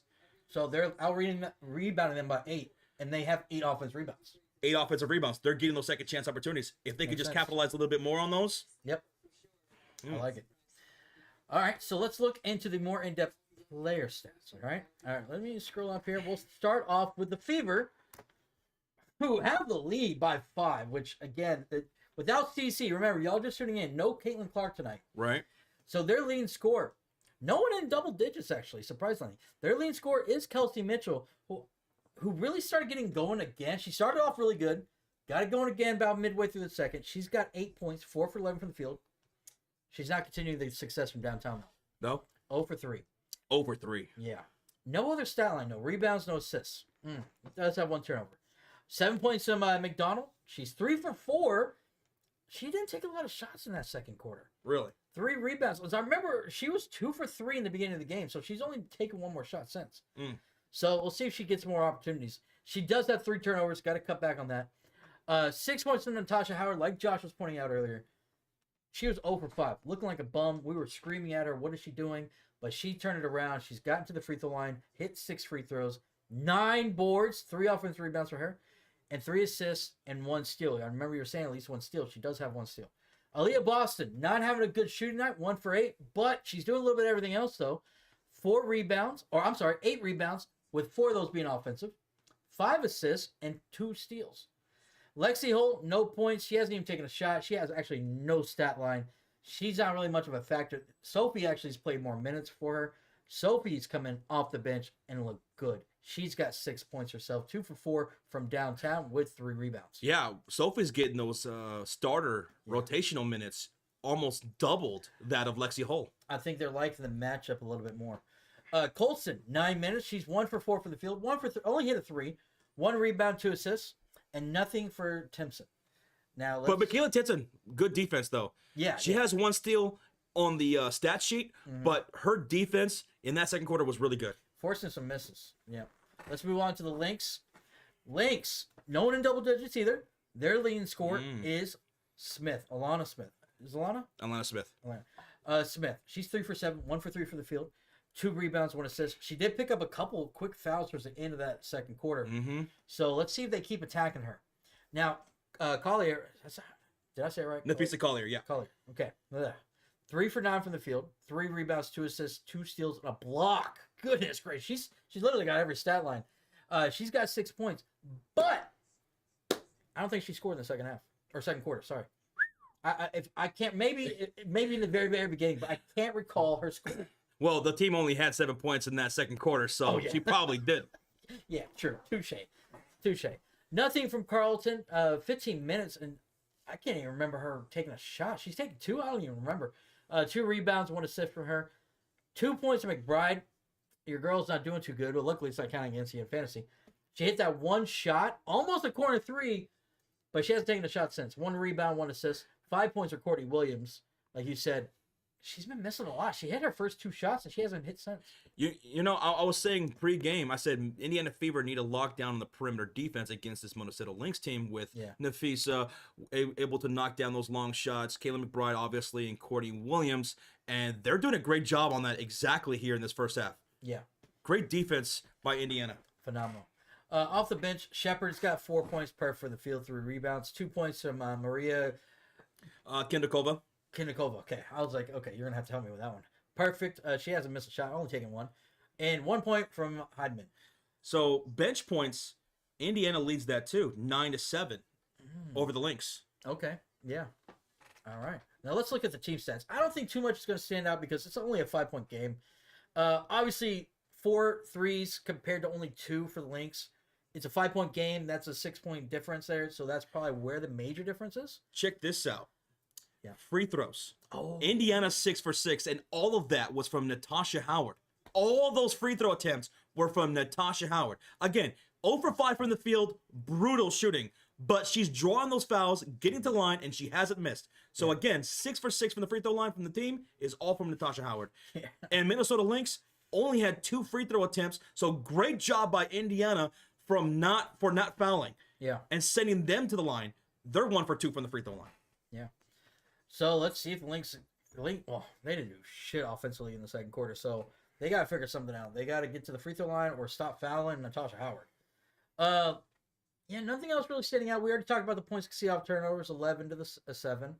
Fast break are pretty much even. Points on the paint, there's a 4-point difference. Lynx are leading that category. Fouls. Lynx are just fouling a lot. They have 9 fouls compared to 5, almost doubled that, and most of that's been against Natasha Howard. So, yeah, nothing else really standing out besides the defense. 5 steals for the Fever. 5 steals for the Fever. Ooh. To the 2 for the Minnesota Lynx. Great job by that, because the Lynx have been one of the top teams in steals, and the Minnesota Lynx have been one of the top teams in blocks per game. I think they average like 5 blocks a game. Only 1 tonight. None from the Indiana Fever, but good job by the Fever in the second quarter. Yeah. Someone just tuned in and said, hey, can I get a quick summary? All right. So in that first quarter, Minnesota dominated Indiana 20-12. Yep. They played suffocating defense. But then the turntables reversed in the second quarter. Indiana dominated Minnesota 20-7 in the second quarter by playing even better defense. And the thing is, they could definitely play better, because Indiana is not doing enough on those offensive rebounds. Nope. I mean, Aaliyah Boston, she had how many offensive rebounds? I think it was 4 or 5? 4. 4 of them, and she couldn't get any second chance points. If Indiana, who's dominating the offensive glass, if they can start knocking down those second chance points, especially at point blank range, that could do even better for them. Aaliyah Boston still needs to get going. The Minnesota Lynx, they're getting locked down from Indiana Fever to guys like Courtney Williams, to Michaela McBride, and Nafisa Collier in that second quarter. So it's been a tale of quarters defensively for both these teams. What are we going to get in the second half? Like I said, Indiana, if they can do a better job in taking care of the possession, continue to not foul Minnesota, very impressive in the first half to not foul Minnesota and send them to the free throw line. And if they can get Aaliyah Boston going, I think the Fever might have a legit shot if they keep playing defense like this. You know, I didn't think they had a chance, but you know what? They are telling everybody and putting the league on notice. They may be 8-8, but they are competing right now with the best team in the WNBA. Yep. 14-2 Minnesota Lynx, 8-2 in their last 10, and they are the defending Commissioner Cup champions. And remember, didn't they give Liberty their first loss? They did. So now, obviously, this is not the Lynx's first loss, but saying that they've beaten a top team in the league already this year. That's right. And if you're just tuning in and you didn't know, Caitlin Clark is still out. She was questionable. She was upgraded to questionable. It looked like she was going to have a pretty decent shot in playing this game. They decided to go on the safe side and not play her tonight, which I think ultimately was the right decision. You want her to be 100% healthy when she finally is able to come back, and then start this the rest of the season with her being 100%. Yeah. Right? Now, CC might have a real shot at playing on Thursday, which is their next game, against the Las Vegas Aces, which we will be live for on Thursday. Yeah. But anyway, that is your first time halftime score. Halftime box score. There we go, guys. Thank you. Shout out to our Cult of Fury members, our Cult of Fury Elite members. We appreciate the support, fellas and gals. Thank you to the Mod Squad. Shout out to the Silver Gang. Everybody in the house. 2.1 thousand still in here. Over 800 likes on the stream. Woo! You think we get 850 before we come back for the third quarter? Bam. We're 25 away. I think we get that. We hope you all are having a great time here in the stream. We feed off of y'all's energy, so we thank y'all so damn much. And hey, if you're watching, you're listening, thank you. Yep. Thank you, guys. $2 donation for Jerry says, Pete, Twitter. Okay. What's going on Twitter? It says, so sad. Is this about the Triple J, probably. Triple J stuff? So Brian Renhorst says Triple J could return in 4 to 5 months after his toe injury. And this is somebody who's dealt with injuries before. So many, man. He just got extended, right? And then he gets injured. 4 to 5 months. Well, so August, September, October, November, maybe December. So he wouldn't be back until beginning of the year. That sucks. Thank you so much for sharing for the $2 donation. And we had a great Walrus super chat as well while we were going over halftime box score. He says, love the layout, guys. TSF for life. Hey, Walrus, thank you, brother. Thank you, man. Something new that we're trying here, and I think it looked pretty cool. I liked it. Josh showed it to me before we went live. I was like, ooh, okay. That's cool. I like it. Mr. Walrus. Thank you. Thank you, brother. Do you guys think the game hits 100 points total? No. Not with this score. We both predicted the under. The defense tonight has been incredible by both teams. Yeah. Dominated by the Lynx in the first quarter, dominated by the Fever in the second quarter. So we're liking the under on that. Mm-hmm. It's looking good. What? Now watch this total hit like 120 or something. Oh my God! Both teams scored like 40 points in this quarter. Yep. Gary Begg says you guys are so much better than the Prime crew can hope to be. Well, thank you, brother. Oh, thank you, Gary. Man. Thank you so much. And guys, third quarter's about to start. Second half. Let's go. And oh my God, we're less than 30 away from 900. Hey! I thought we were just hit 850. We almost hit 900. Wow. Christopher Dragon says you guys are so amazing. Thank you. Christopher. Thank you. Christopher! You go back with the game cast. All right, here we go. Start of the second half. Fever have the possession. This time shooting on the right side of the court in their red uniforms. Boston dribble handoff. Mitchell swings it to McDonald left wing. Hits Sophie left corner for three. That's going to be short. Goes out of bounds. Last touch by Nafisa. So Fever will have the ball with 4 on the shot clock. Oh, I thought that was on Howard. Ooh. So again, on the floor for the Fever, Howard, Boston, Mitchell, McDonald, and Holt. For the Lynx, Carlton, Smith, Collier, McBride, and Courtney Williams. McDonald inbounds to the baseline. Boston with the layup is good. There you go. And the Fever go up 34-27. It's a 7-point lead for Indiana. Now that's how you start a second half. Here come the Lynx in their black jerseys shooting on the left side of the court with Carlton, Smith, Collier, McBride, and Williams. Smith dumps inside. Nafisa will get the point-blank shot at the rim. Good to see her get going again. 29-34 Indiana lead, and Nafisa Collier now has 8 points to go with the 3 rebounds. On the other side, Kelsey Mitchell with the scoop. There it is, layup. Kelsey Mitchell now with 10 points, 5 for 12 from the field, and that puts Indiana back up by 7. Under 9 to go, the Lynx have the possession. Handoff from Smith to Courtney Williams on the high post. Looks to the left wing, looks to the right side, finds McBride, who hasn't really even gotten many shots off here tonight, thanks to the defense by the Indiana Fever, and they're hounding her still. She'll hit Alana Smith. She'll have to beat the shot clock. She does, but she misses. Bridget with the rebound. Out to Nafisa. The elbow jumper won't go. Fighting for the rebound. Aaliyah Boston, they're going to call her for a loose ball foul. Oh. I thought that was a bit of a late whistle, but they're going to call it against Boston on a loose ball. Good offensive rebound right there. Minnesota getting another one finally. McBride's 1 for 2 from the field. She's not even able to get a shot off. The Fever are suffocating her defensively.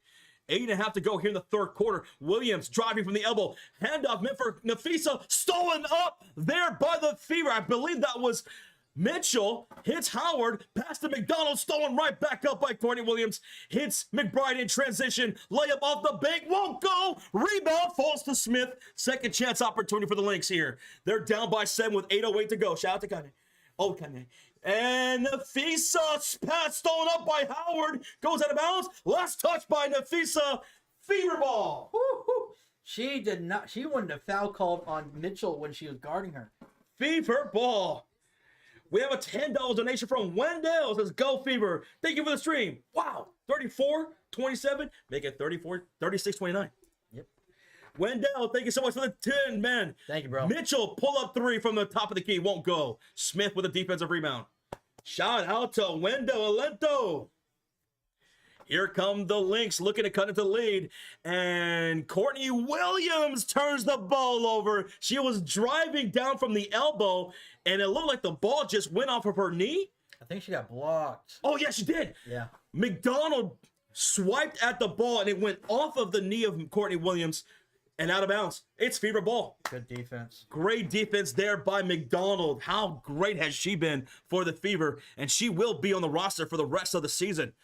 7.5 remaining in the third quarter. Boston in the high post finds McDonald on the right wing. She's looking for an open teammate. Hits Natasha Howard inside for the shot clock. She'll drive on Carlton, and she'll create some space and pull up a layup. Natasha Howard with her first made field goal of the game. But yes, she has 8 points. What a fantastic maneuver by Natasha. And a turnover by Nafisa. A bad pass to the left wing goes out of bounds. Bro, they're imploding. Dude, the Fever are locked in and are leading by 9. Nothing is going right for Minnesota right now.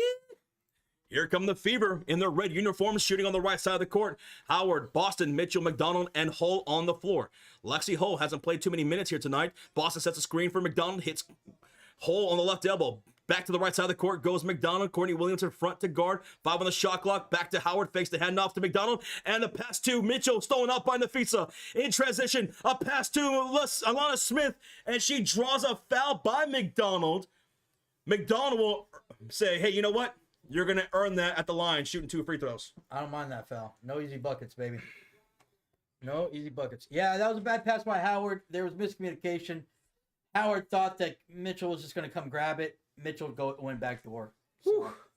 William Will says, why don't you advertise by eating a bag of potato chips or whatever? Hey, Lay's, hit us up. Or Doritos. For real, dude, imagine if we had all the Doritos we could eat. Oh, my God. Come on. It would get nasty. All right, Alana Smith knocks down both free throws. Those were only the third and fourth attempts from the free throw line for the Lynx in this game. And she cuts the lead to 7. 38-31 lead for the Fever.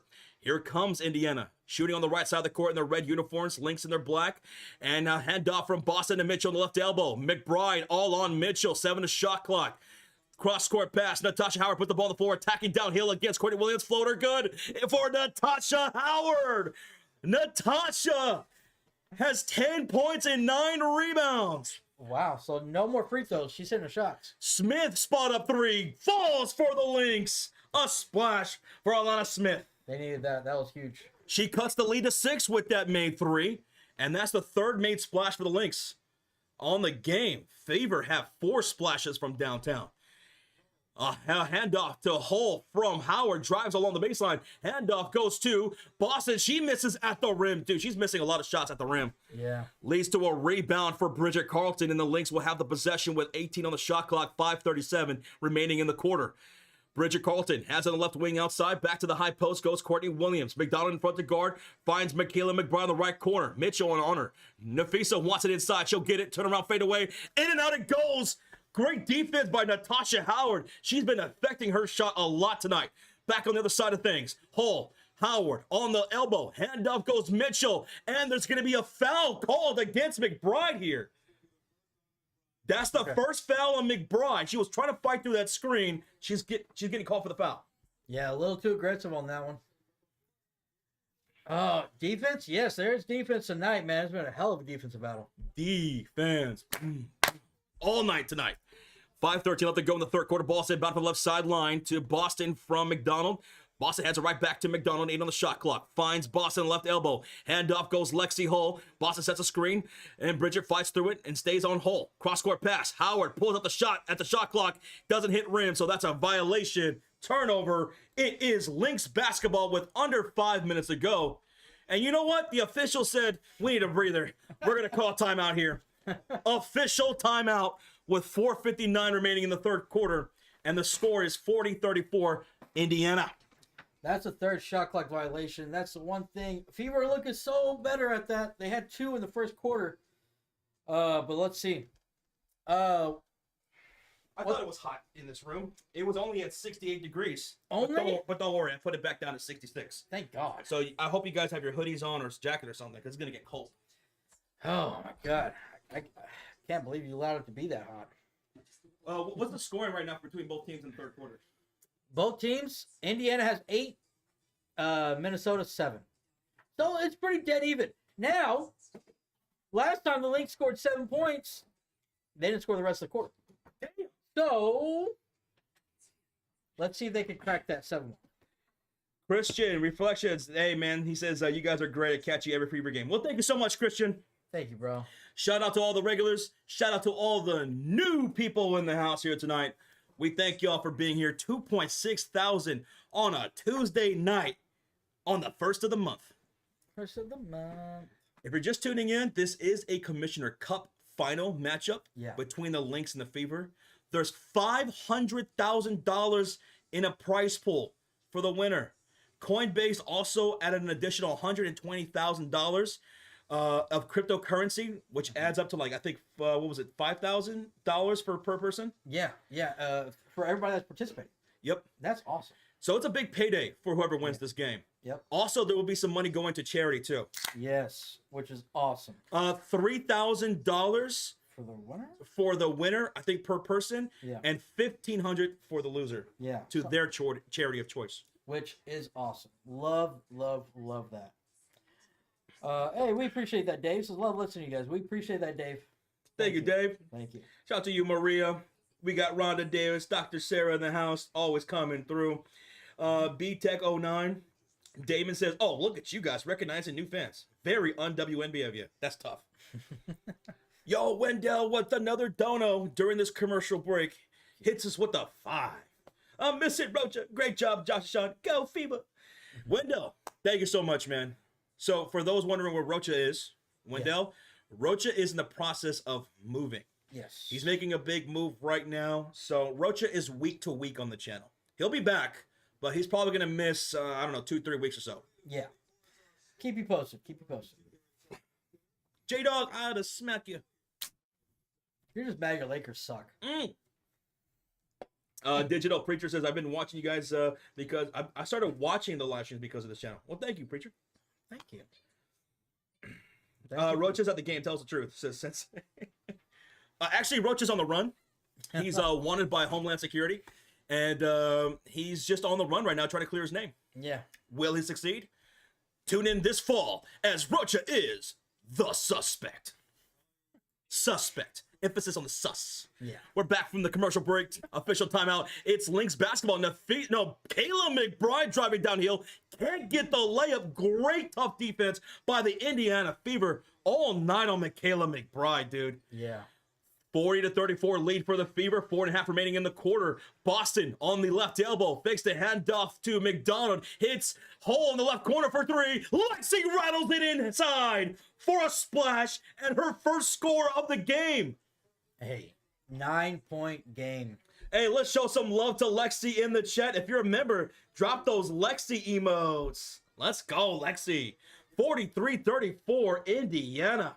Both blonde Bombers got a 3 now. 7 on the shot clock for the Lynx. Smith hits Williams in the high post. Mitchell in front to guard. 2 on the shot clock. Pull-up jumper hits the iron. Rebound will fall to Lexi Hull. Her second rebound of the game. Here come the Fever in the red uniform. She on the right side of the court. On the floor, Howard, Boston, Mitchell, McDonald, and Lexi. 14 on the shot clock. Boston, guarded by Nafisa on the left elbow. Bounce pass to Mitchell. Gets away from her and out of bounds. Bad pass by Boston. Turnover. Lynx ball. Don't start turning over the ball now. Fever could have extended to a double-digit lead, man. All right. Josh Rocha's on your roof. Boy, you better not be on my roof. Oh, a steal by Natasha Howard, and she'll go down coast to coast with an easy layup. 45-34 Indiana. Fever will force a timeout to the Lynx. 11-point game. At one point, they were down, I think, 13. Since halfway through the second quarter, it's been all Fever. This is just like the second quarter. Yeah. Great defense, steals and scores, playing smart basketball, with the exceptional turnover by Leah Boston here and there. Yeah, I was saying that's still with Boston not really getting going. Boston's 2 for 10 from the field. She has 8 rebounds and 6 assists, though. She's doing everything else. That's the one good thing. How about Natasha Howard, though? She was playing so awful in that first quarter. And since that first quarter, she's been one of the best players on the floor, period. Yeah. It's been awesome to watch. Natasha Howard has 12 points, 10 rebounds, 3 assists, and how many steals now for Natasha? She's got 2 steals. Oh, And that was just a steal and score right there. That was some milk and cookies. Love what Natasha Howard's doing. Remember, Natasha Howard says Kentucky Lucky was on the Lynx on one of their championship teams. This is her home court, so familiar territory. Oh, okay. Didn't think about that. So remember, the WNBA All-Star Game has already announced their team captains. That's awesome. Caitlin Clark is a team captain. And Nafisa Collier is a team captain. Let's go. Joining them is Sabali, Agumike, Boston, Stewart, Wilson, as well as Sabrina Ionescu and Alicia Gray. All right, we're out of the timeout by the Minnesota Lynx. They have the possession, and on the floor, it's Carlton, Smith, Collier, McBride, and Courtney Williams. And we're going to get a foul away from the ball against Lexi Holt and the Fever. The Lynx need to get a bucket here shortly. Okay. So they're going to inbound. And again, on the floor for the Lynx, Carlton, Smith, Collier, McBride, and Williams. 3:17 left to go in the third quarter. Naptown stand up, 10 on the shot clock. McBride guarded well by the Fever all game, driving along the baseline against Boston. Reverse layup, no good. Great defense by Boston. Dude, they are just bodying up McBride, making everything difficult for her. Lexi in transition, the drive, the kick to McDonald, and a left corner splash, Sean. Put on your poncho. We got some threes. We got some splashes. They can't stop a nosebleed. They are outscoring Minnesota 16-7 in the third quarter. It's a 48-34 lead for the Fever. Back on the other side, a catch and shoot three by McBride is no good, but fouled by Lexi. No. McBride will go to the line for 3 free throws, and dude, she's down. She's down. Who's that? McBride? McBride, she's slow to get up, y'all. Oh. Lexi Hall commits the foul while she was shooting a 3, so that's 3 free throws. Yeah. I believe her foot was beyond the line. Yeah, I think it was. Lexi not having herself a good game. She finally hit her first shot a second ago. Oh, she hit her knee. She hit her knee? Yeah, her knee went to her knee. Well, look. And right there. Oh, yeah. Her left knee to Michaela McBride's left knee. Yeah. Doesn't look like much, but just that little twist when you're off balance can hurt. So Michaela McBride will have 3 free throws coming up. She has struggled from the field tonight. Struggled to even get a shot off for the most part because Fever have been just relentless on her defensively. Yeah. So she's taking a breather here as she knocks down the first free throw. 35-48 now. Maybe hitting the free throws can help her get on track. Damon says, was that an accident? Yes, it was an accident. Not intentional. No. Yeah, sometimes shooting free throws will try to gain you a little confidence. Yep. But if she's able to get some shot offs on the field, though. Mm-hmm. McBride knocks down her second free throw. She has 1 more coming up. Third free throw is good. She knocked down all 3. So 3 the hard way for Michaela. And it is an 11-point lead now for Indiana with 2.5 to go. Bringing up ball to the right side of the court is Sydney Colson, the veteran. Off the bench, off the screen from Boston. Looks to the right wing, finds Natasha Howard, hesitates on Miss Smith, and she'll drive and draw a foul. Once again, Natasha Howard. She's been doing that all game. This one to Courtney Williams, who picks up her 3rd foul. Yeah. Courtney Williams ain't doing nothing since that first quarter except foul. Natasha Howard back to the line for 2 shots. She hasn't missed from the free throw line. This will be her 7th and 8th free throw attempt. She's 6 for 6 at the free throw line. Is Caitlin injured? Yeah, she was dealing with a groin issue. That's kept her out for some games now. Yep. She was questionable going into this game. She was close to returning. So she has an even better shot to play on Thursday against the Aces. Yep. Which we will be live for, so hit that subscribe. We want to see your name pop up here on the stream. On Thursday, we'll be live, Fever and the Aces. Yeah. First free throw was good by Natasha Howard. She's got 1 more coming up. Timpson came in for Boston. Michaela Timpson checking in for Boston. All right. As Natasha Howard knocks down both free throws, Indiana 50, Minnesota 37.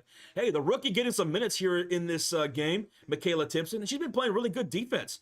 Michaela on the floor. And here come the Lynx. Michaela McBride guarded up by the double team. Ball swung around. Nafisa back to Michaela for 3. And she missed a corner 3. Nafisa, the offensive rebound. Michaela hits Smith for 3. It's good. Alana Smith been knocking down those 3s tonight. That's her 3rd made splash. 40-50, and we got a whistle here on the other side. Oh, foul? They're calling a foul here against the Lynx. I'm guessing. I saw a Fever player down and a Lynx player standing over someone, and then they cut away, so I'm not sure. It's a 50-40 lead for Indiana, and we're getting a timeout by the Lynx. Are they challenging? Oh, the ball went out. Okay, so it wasn't a foul. Okay. Wait, is this a challenge? I think this is a challenge, Sean. I think the call on the court was out of bounds, last touch by the Lynx, and I think the Lynx are challenging. Yes, they are. Okay. The Lynx are going to challenge the call on the floor. I was wondering, because they only have 2 timeouts remaining. Oh, Amy, thanks for the subscriber. Thank you. Thanks for the subscribe, Amy. Yeah. 3,000 people in the house. Hey, let's go. Are y'all having a good time? Well, if y'all are, smack that like. We're having a great time. Yeah. We're having a great time. And thank you to the mods. Thank you, guys. Thank you. So again, the call on the floor is out of bounds, last touch by the Lynx, and they have elected to challenge the call with under 2 minutes remaining in the third quarter. I want to see a replay. If they don't win this, they'll be charged a timeout, and it'll be Indiana ball with 19 on the shot clock. And they'll only have 1 timeout remaining the rest of the game. Well, they'll still have those 2 reset. But Heideman's going to check in for Bridget Carlton for the Lynx, and Shepard will check in for Smith. Buford Anderson, thanks for the sub, dude. Thank you, Buford. Did we hit 1,000 likes for real, for real? We hit 1,000 likes, baby! Let's go! Thank you. Now, I don't have an afro to put on like Rocha does. I did, but I threw mine out because it was just old. Yeah. But, hey, thank y'all for 1,000 likes. Thank you. Thank you. Thank you. Thank you. Oh. Dude, I think they're going to win this challenge. Really? Did it look like it was last touch by Colson? Yeah. Yeah, that's out on Fever. I think this is going to be Lynx ball. Is this game on ESPN? Roland, this game is on Amazon Prime. Yeah, Prime Video tonight. Now, don't take 30 minutes for this, please. That's what the WNBA is notorious for. They are notoriously long in their reviews. Everyone's complained about it. The players, the coaches, the analysts of the game, the commentators, every fan watching has complained all season long about the WNBA officials and how long they take to review these. Come on, ref. Let's see. She hit her. Yeah. Boom. Last touch by Colson. Yeah. That's clearly off of Colson. Yeah. Right? Yeah, unless they want to call a foul on McBride. It did look like she kind of did hit her. But I don't know if they will. Oh, yeah. Challenge successful for the Lynx. Challenge successful. It's going to be an out-of-bounds turnover for Sydney Colson. There we go. There we go. I'm okay with the review time. Get out of here, Foom. Boom! Get out of here. How many subscribers away from 311,000? 4 subscribers away. We're 4 subs away from 311K. It's Lynx basketball down by 10. Stop and pop. Elbow jumper missed by Courtney Williams. She's a mid-range assassin, but tonight she's been missing those shots. She's 2 for 10 now. A lot of them been in and out. In and out. A lot of them in and out. That's what happens when you're going up against a good defense. Thank you, David. Thank you, David. Fever basketball. And here's Kelsey Mitchell operating off the screen by Howard. And they're going to call Howard for her second foul. Offensive foul, turnover, Lynx ball. She kind of went into Courtney Williams. Thank you so much, Minette, for the subscribe. Thank you. I think I subscribed as Ed. Well, thank you, Ed. Appreciate it, Ed. That's how she played at Unrivaled. I got to watch that next season, man. Was it really good? I heard there was some pretty good things about it. Heidemann spot up right corner 3 over Sydney. Colson won't go. And coming down with a rebound is Sophie Cunningham, her 4th of the game. On the floor for the Fever, it's Cunningham, Colson, Michaela Timpson, Mitchell, and Howard. Paul Hopman, thank you so much for the sub. Under a minute to go here in the third quarter. Fever going to work with Natasha Howard inside floater. Off the bag, Natasha! She's got 14, Sean! Oh my God. 14 and 11 for Natasha Howard. She said, fuck X Factor, I'm MVP.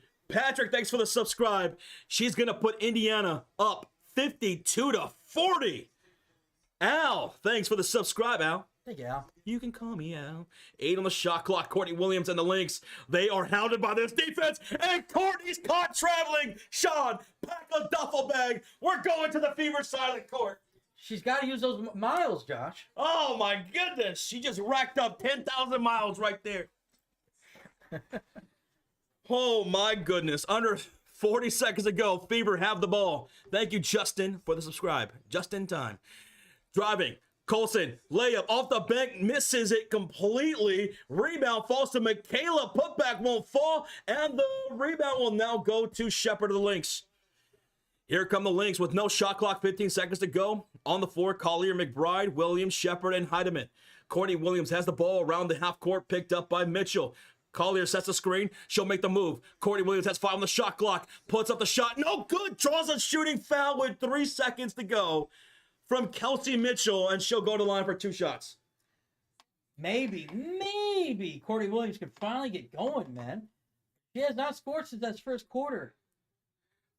Fast talker could be an auctioneer. Well, Ed, I did grow up listening to Bone Thugs and Harmony and Twista, so. Oh, Twista, classic. Let's commentate some unrivaled basketball games. Dude, I'd be down. Funk says, come on, Josh, you got to do the 500-mile song. That's a good song. I would walk 500 miles, and I would walk 500 more. Shout out to the 90s babies. Courtney Williams knocks down both free throws, cuts the lead to 10. 3 seconds to go. Colston at the half court, loses it. McBride heaves it. She misses, and that's going to do it for the third quarter. Ooh, Heidemann's down on the floor, grabbing her left shoulder. Oh, that's not good.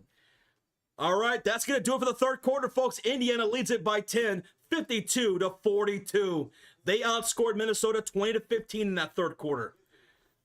It was looking like Fever about to run away with it. Good job on the Lynx towards the end of this quarter to kind of at least get something going. Yep. Because it looked like they were going to be stuck at 7 points again. All right, folks, here's what I need you to do. For the new people, listen up. I need you to hold up those 4s high in the air, if you can. Put those 4s in the air and put those 4s in the chat. Because it's time. It's time for what we call the clutch quarter, where it doesn't matter how you start. It only matters how you finish. That's it. That's all that matters. That's all. How do you finish this game? Yep. And Indiana's got a lead of 10 going into the clutch quarter. We're going to find out who's got ice in their veins. There you go. Throw up those 4s, baby. Let's go. Come on, guys. Let's go. Where we at, Sean? We are at 1.1K. 1.1K likes. Let's get it. Thank you, everybody. Keep smacking the like. Over 3,000 people still in the chat. We got ourselves a game. And during this commercial break, we just hit 311,000 subscribers here on the channel. Wow. 311,000 subscribers. Thank y'all so much for hitting that subscribe. We see y'all's names pop up here on the stream. If you guys are digging this, we dig hanging out with you. So don't be a stranger. If you got some time, if the Fever are playing basketball, we will be live here in the Sports Fury. So come hang out whenever you have some time for Indiana Fever basketball, as well as WNBA playoffs. And don't forget that All-Star weekend. Oh, yeah. Right around the corner, guys. Right around the corner. Well, we appreciate it, guys. Jane, so you want a fake cup? Honestly, if y'all don't know, it doesn't matter about the cup. They could give 2 shits about the cup. What they really care about is the money. It is the money. It's a big payout to the winner. It's a big payout to the winner, and also to some charities too. I think it's $3,000 per player for the winner and $1,500 for the losing team. Yeah. So money's going to charity. These players are going to be picking up a nice little bonus right now. Yeah. So yeah, they're hungry for this. They're hungry for this. Josh is telling me they're making more money from this one game than they do sometimes in the whole playoffs. Yeah, Courtney Williams was talking about that because she made it to the NBA Finals, and she was saying that her extra pay for the playoffs and stuff like that was like $3,000.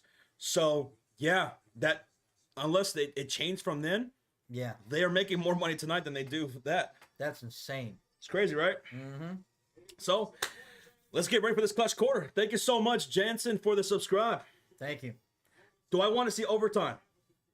I'm down. I could be down for some overtime. What about you guys? Yeah, might as well. I'm not sure if it's gonna happen, but I'll take it. Hey, we appreciate that, Adrian. Thank you. All the money goes to Roach getting out of jail, says Chuck McFarlane. Roach is on the run right now. He's wanted by Homeland Security. Yep. Will he make it? Type 1 for yes. Type 2 for now. All right, let's get ready for this fourth quarter.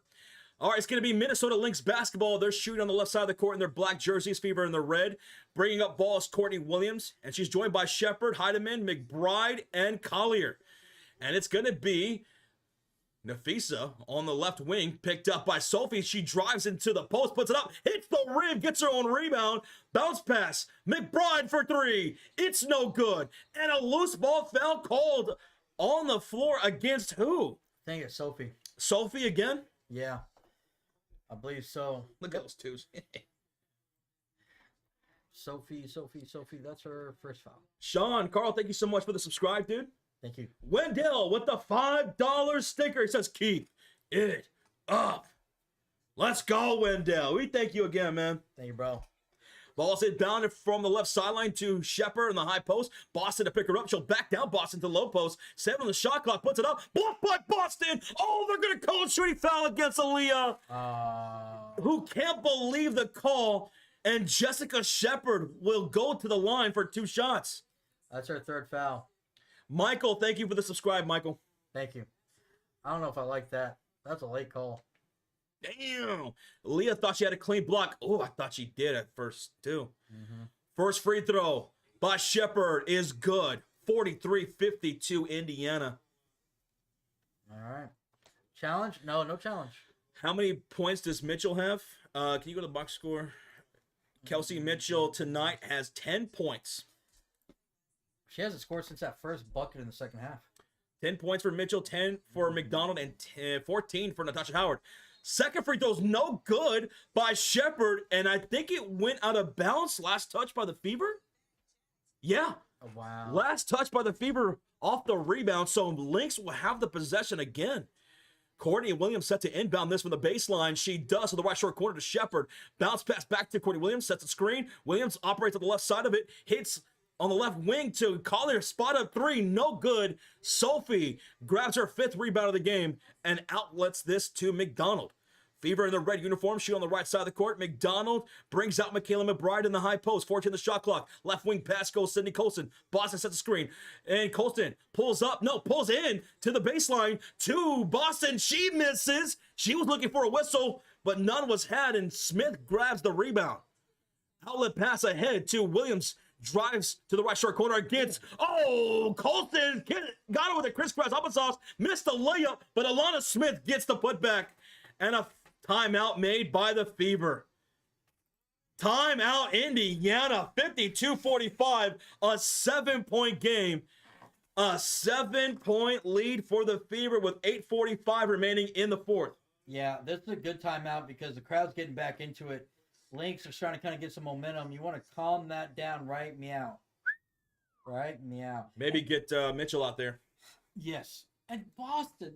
Why does she keep missing? I know, dude. She's having a rough game offensively. Yeah. Colin, thanks so much for the subscribe. Thank you, Colin. Boston's got 9 rebounds, 6 assists. She has 3 fouls now, but 4 points on 2 made field goals. She is missing everything point blank. Yeah, she's just not comfortable. Lynx are doing a good job putting a body on her and not giving her any really easy buckets. Yeah, so 2 of your best scorers, Mitchell and Natasha Howard, were on the floor, on the bench. Yeah. I wonder if one of them are going to come out here. At least one, at least. And again, Mitchell really hasn't done much in the second half. It's been a lot of Natasha Howard. Natasha. Because I remember Mitchell only had 8 points at halftime. She scored that one, gave her 10, and then she hasn't scored since. And that was the first bucket of the second half for the Fever. Yeah, Stephanie White has to make a switch here in this rotation because Boston, who's cold, is on the floor with Michaela Timpson, who hasn't scored. Sydney Colston, who's 1 for 5 from the field.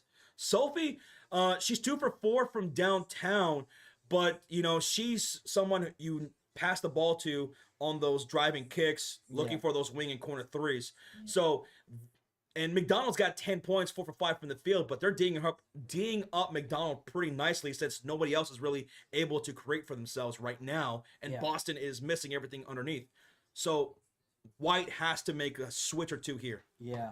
And McDonald, 2 of those 4 buckets that she has for the whole game, 4 for 5, came in the first 3 minutes of the game. So she's only scored 2 points since then. 2 buckets, sorry. Only 3 points have been scored in this fourth quarter, and that was from the Minnesota Lynx. Fever are still looking for their first bucket in the fourth. We're at a timeout, commercial break. When we come back, it's going to be Fever basketball. Yeah. Fever basketball. Walk Knight says, come on, Fever. He believes. Yeah, be honest, neither of us thought the Fever were going to win this, but man, it's looking good. It's looking pretty good. It's looking pretty good. If they're playing defense pretty nicely since that first quarter. Yeah. They just got to knock down those easy buckets with Aaliyah Boston. They're right there. Let's see if any substitutes get made. I haven't seen any yet on the Gamecast right here. And we're coming back from the commercial break on Amazon Prime. It doesn't show call timeout, but it has. Is Hull out tonight? No, Holly. Hull is not out tonight, but she is getting Sophie Cunningham more minutes. Yeah. Sophie Cunningham is getting more minutes than Lexi Hull tonight. She struggled pretty mightily in the first half. Yep. And Natasha Howard's checking back in. Okay. Natasha Howard's back out there with Colson, Cunningham, Boston, and Natasha Howard. Here come the Fever, up by 7 with 8.5 to go. And here's Natasha Howard off the screen. She's stopped by the defense of the Lynx. Hits McDonald. Back to Howard. Dumps inside. Boston. Layup is good. Aaliyah Boston. She fought for that. That's what you want to see from Aaliyah. Dust yourself off and try again. 54-45.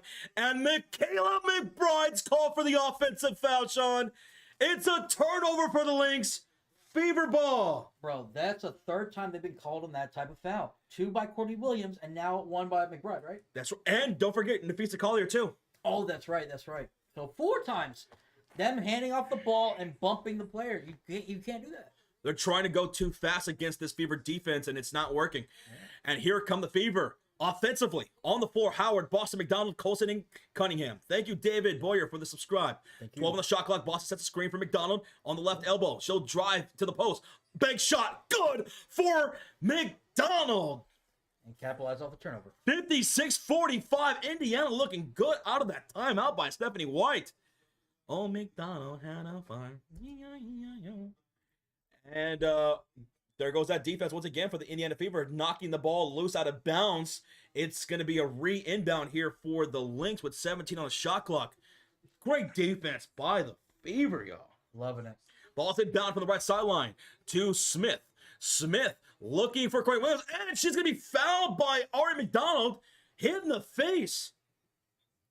And that's her 3rd foul. Alana Smith knocked in the face by McDonald. What are you doing? I didn't see what happened. Yeah, she was trying to hand this off to...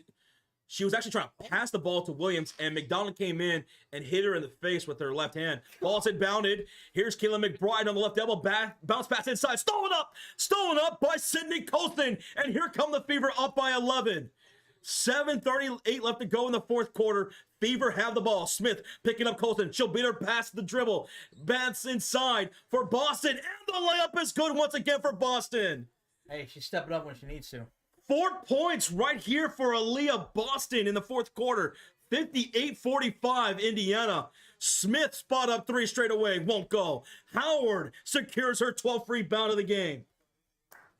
Now how you start, it's how you finish, Boston. Let's go. If you haven't done so, smack that thumbs up. We're almost at 1.3 thousand likes. That's incredible, y'all. Thank you so much. Boston going to work inside again. This time it's a miss and a rebound for Nafisa Collier. Her 6th rebound of the game to go with her 8 points.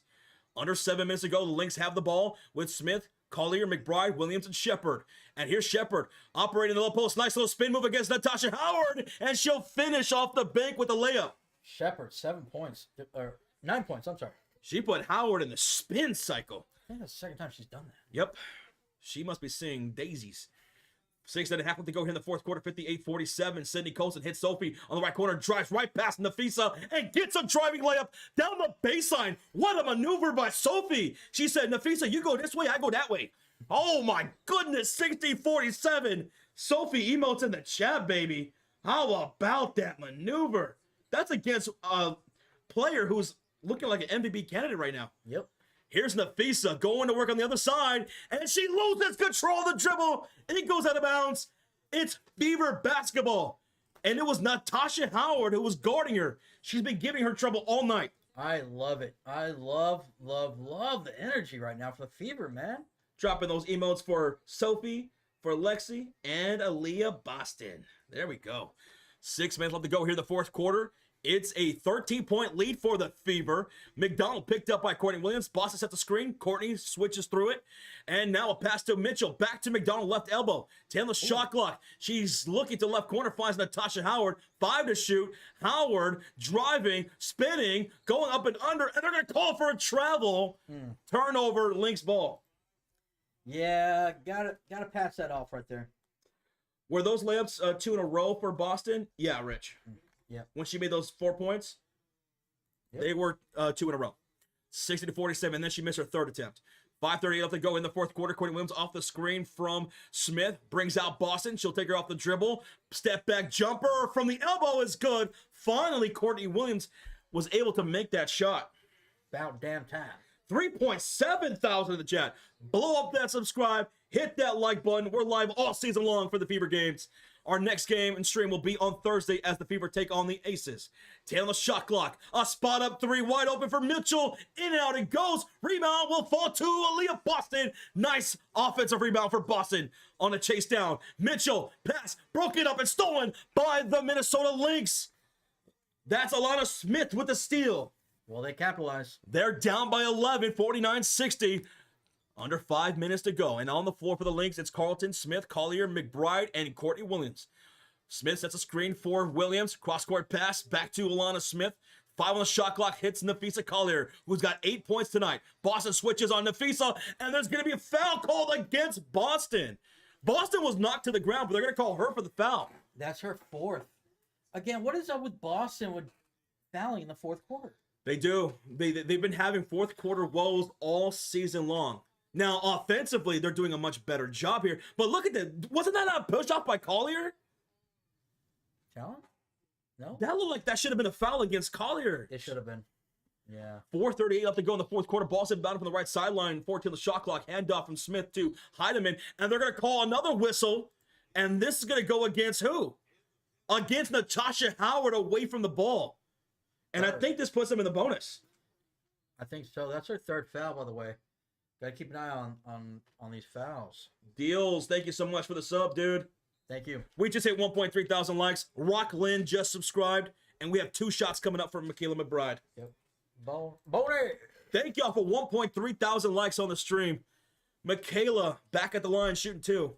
First free throws up and good. 10-point game. All right. Cut this to single digits. She hits this next one. Yeah, I didn't like that call. That one where they put on Boston when it was Nafisa who went like this to Boston, knocking her over. Yeah. And they called it against Boston. But this foul was against Natasha Howard, and McBride will knock down both free throws. 9-point game. A 9-point lead for the Fever. Bringing up ball, Sydney Colson. She's joined by Natasha Howard, Boston, Mitchell, and Cunningham. Colson, bounce pass, Mitchell. Top of the high post, 10 on the shot clock, off the screen from Boston. To the right wing she goes. She'll drive, she'll kick. Sophie for 3. Sophie again from downtown. A splash. 63-51 Indiana. And the Lynx will call a timeout with 4:11 left to go. Timeout. Okay, that is why Sophie's getting more minutes than Lexi right now. Right there, she's hitting her shots. She's hitting her 3s. That's her third splash of the game. She has 11 points. She has 5 rebounds, and you know she brings that defensive pressure. Yep. Timeout with 4:11 left to go. Indy's up by 12. Hit that like button like Sophie's hitting those 3s, baby. Love what we're seeing, man. Drop in those selfie emotes in the chat, baby, if you're a channel member. Look at it. There you go, Dr. Sarah. One of the blonde bombers. The Blonde Bomber. Bang! Love it. And right now, Minnesota, if they're going to make a comeback, they got to start it now. 12-point game right now. Now? Yeah. Yeah, it's gut check time for Minnesota Lynx, who are a 14-2 team, 8-2 in their last 10 games. Bro, I can't stress this enough. Indiana's defense tonight to the Lynx's the defense from the Fever to the top two players of the Lynx, Nafisa Collier and McBride, has been spectacular. Yeah. They held Nafisa Collier to 8 points tonight on 4 for 14 shooting. Which is crazy. They held Kayla McBride to 7 points on 1 for 6 shooting. And what? 5 of those points came from the free throw line. Yeah, because that 3 and that 2 just recently. Yeah. The Fever clamped down Collier and McBride. Do you know how hard that is to do? Yeah. Collier's the leading scorer in the NBA. That's impressive. If you could keep playing like this, Fever, keep playing good defense, get Aaliyah Boston going, CC comes back, oh man, this team's going to be something to reckon with. Whew. My goodness. We appreciate y'all hanging out with us for this game. What a absolute domination defensively tonight for the Indiana Fever outside of that first quarter. Can they pull off the upset? They are so close. They're right there, up by 12. And thank y'all for blowing up that like button. We're less than 30 likes away from 1.4K already. You guys are nothing but short. You're nothing short of incredible. Yeah. All right? Thank you. Thank you. We'll be live on Thursday as the Fever take on the Aces. So don't be afraid. Hit that subscribe like Steven Pilton just did. Yeah. Thanks, Steven. Hit that notification bell. We just hit 1.4K likes. Let's go. Oh, shit. Step back. Let's go. Let's go. We're coming out of a commercial break timeout made by the Lynx. They have 1 timeout remaining. Yep. They have 1 timeout remaining, and Indy's got 3. And then plus the reset timeouts, right? So. Hey, Sean Carl, what's up, dude? Thank you, man. Thank you. Thank you. All right, we're back out of the timeout. Lynx have the ball, and they bring it up quickly into the front court. And on the floor, it's Carlton, Smith, Collier, McBride, and Heidemann. 50 on the shot clock. Fade away. Nafisa misses again. Nothing's bouncing their way. Nafisa's 4 for 15 from the field. She's been missing those outside the first quarter. Here comes Indiana. On the floor, Howard, Boston, Mitchell, Colson, and Cunningham. 10 on the shot clock, 3:44 left to go in the quarter. Boston calls for in the right short corner, puts the ball on the floor, backing down. Nafisa, double team, and puts up the shot. No good, but draws a foul here. Is that a shooting foul? Oh, Nafisa and Aaliyah Boston exchanging words and have to be separated. You don't usually see this from Nafisa and Aaliyah Boston. They've been battling though. Let's see. Look at that. Boston was just bodying up Nafisa, and Nafisa didn't like that, commits the foul, and I think that's on the floor. No, it's a shooting foul. Yeah. So 2 shots coming up for Aaliyah. And it looks like she did kind of hit her in the face right here. Look, yeah. After that, she didn't like that, and then right here, boom. Oh, look. Oh, okay, neck. I thought it was face. All right, make her pay for that, Leah. Yeah. Thank y'all so much for the subscribe, y'all. Thank you. You guys got us to 311,000 subscribers tonight. Thank you. Boston at the line, shooting 2. First free throw, good for Aaliyah. Thank you for the subscribe, Jonas. Thank you. What's up, Boob? Boob, my stuff. You work produce until 8 a.m., work 9 to 8. Damn, B-Hub. Boston knocks down both free throws. Now she's in double digits. She's got a double-double now, 10 and 10. Ross Bennett, thank you so much for the subscribe. 14-point lead for the Fever. Driving floater for Heidemann is good. And a foul called against Colson. It's an end one for Heidemann.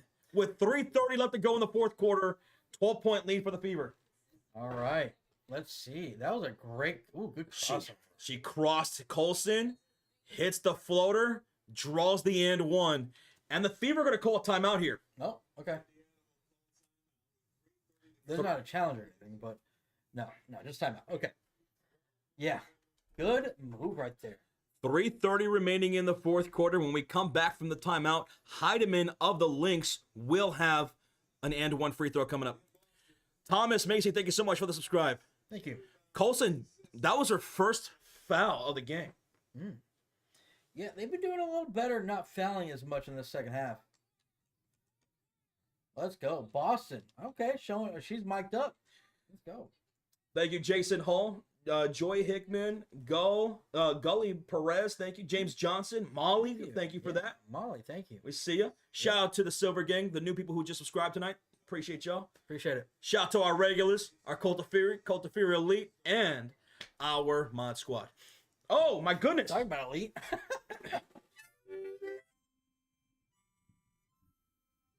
And new to the Cult of Fury Elite, George Betterton. Thank you, George. Who does it better than George Betterton? Georgie, thank you so much for the support, man. Thank you. We salute you, George. Thank you, brother. Let's go. Thank you, James. We appreciate that. Heck yeah, George. George. Jungle. Damn, hell yeah. We're out of the timeout made by the Lynx. Heideman's got a free throw coming up. 3-point play opportunity for her. Let's see if she blows it or she succeeds. She blew it. She didn't make it. Sophie Cunningham secures her 7th rebound of the game. And we got to get the membership from Wendell that goes to Jason Brahman.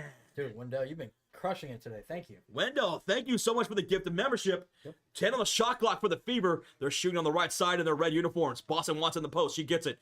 She's squared away against Nafisa. She'll back her down. Here goes a double team with Smith. Turnaround shot. Good for Aaliyah Boston. She's locked in. Dude, she wants to eat against Nafisa.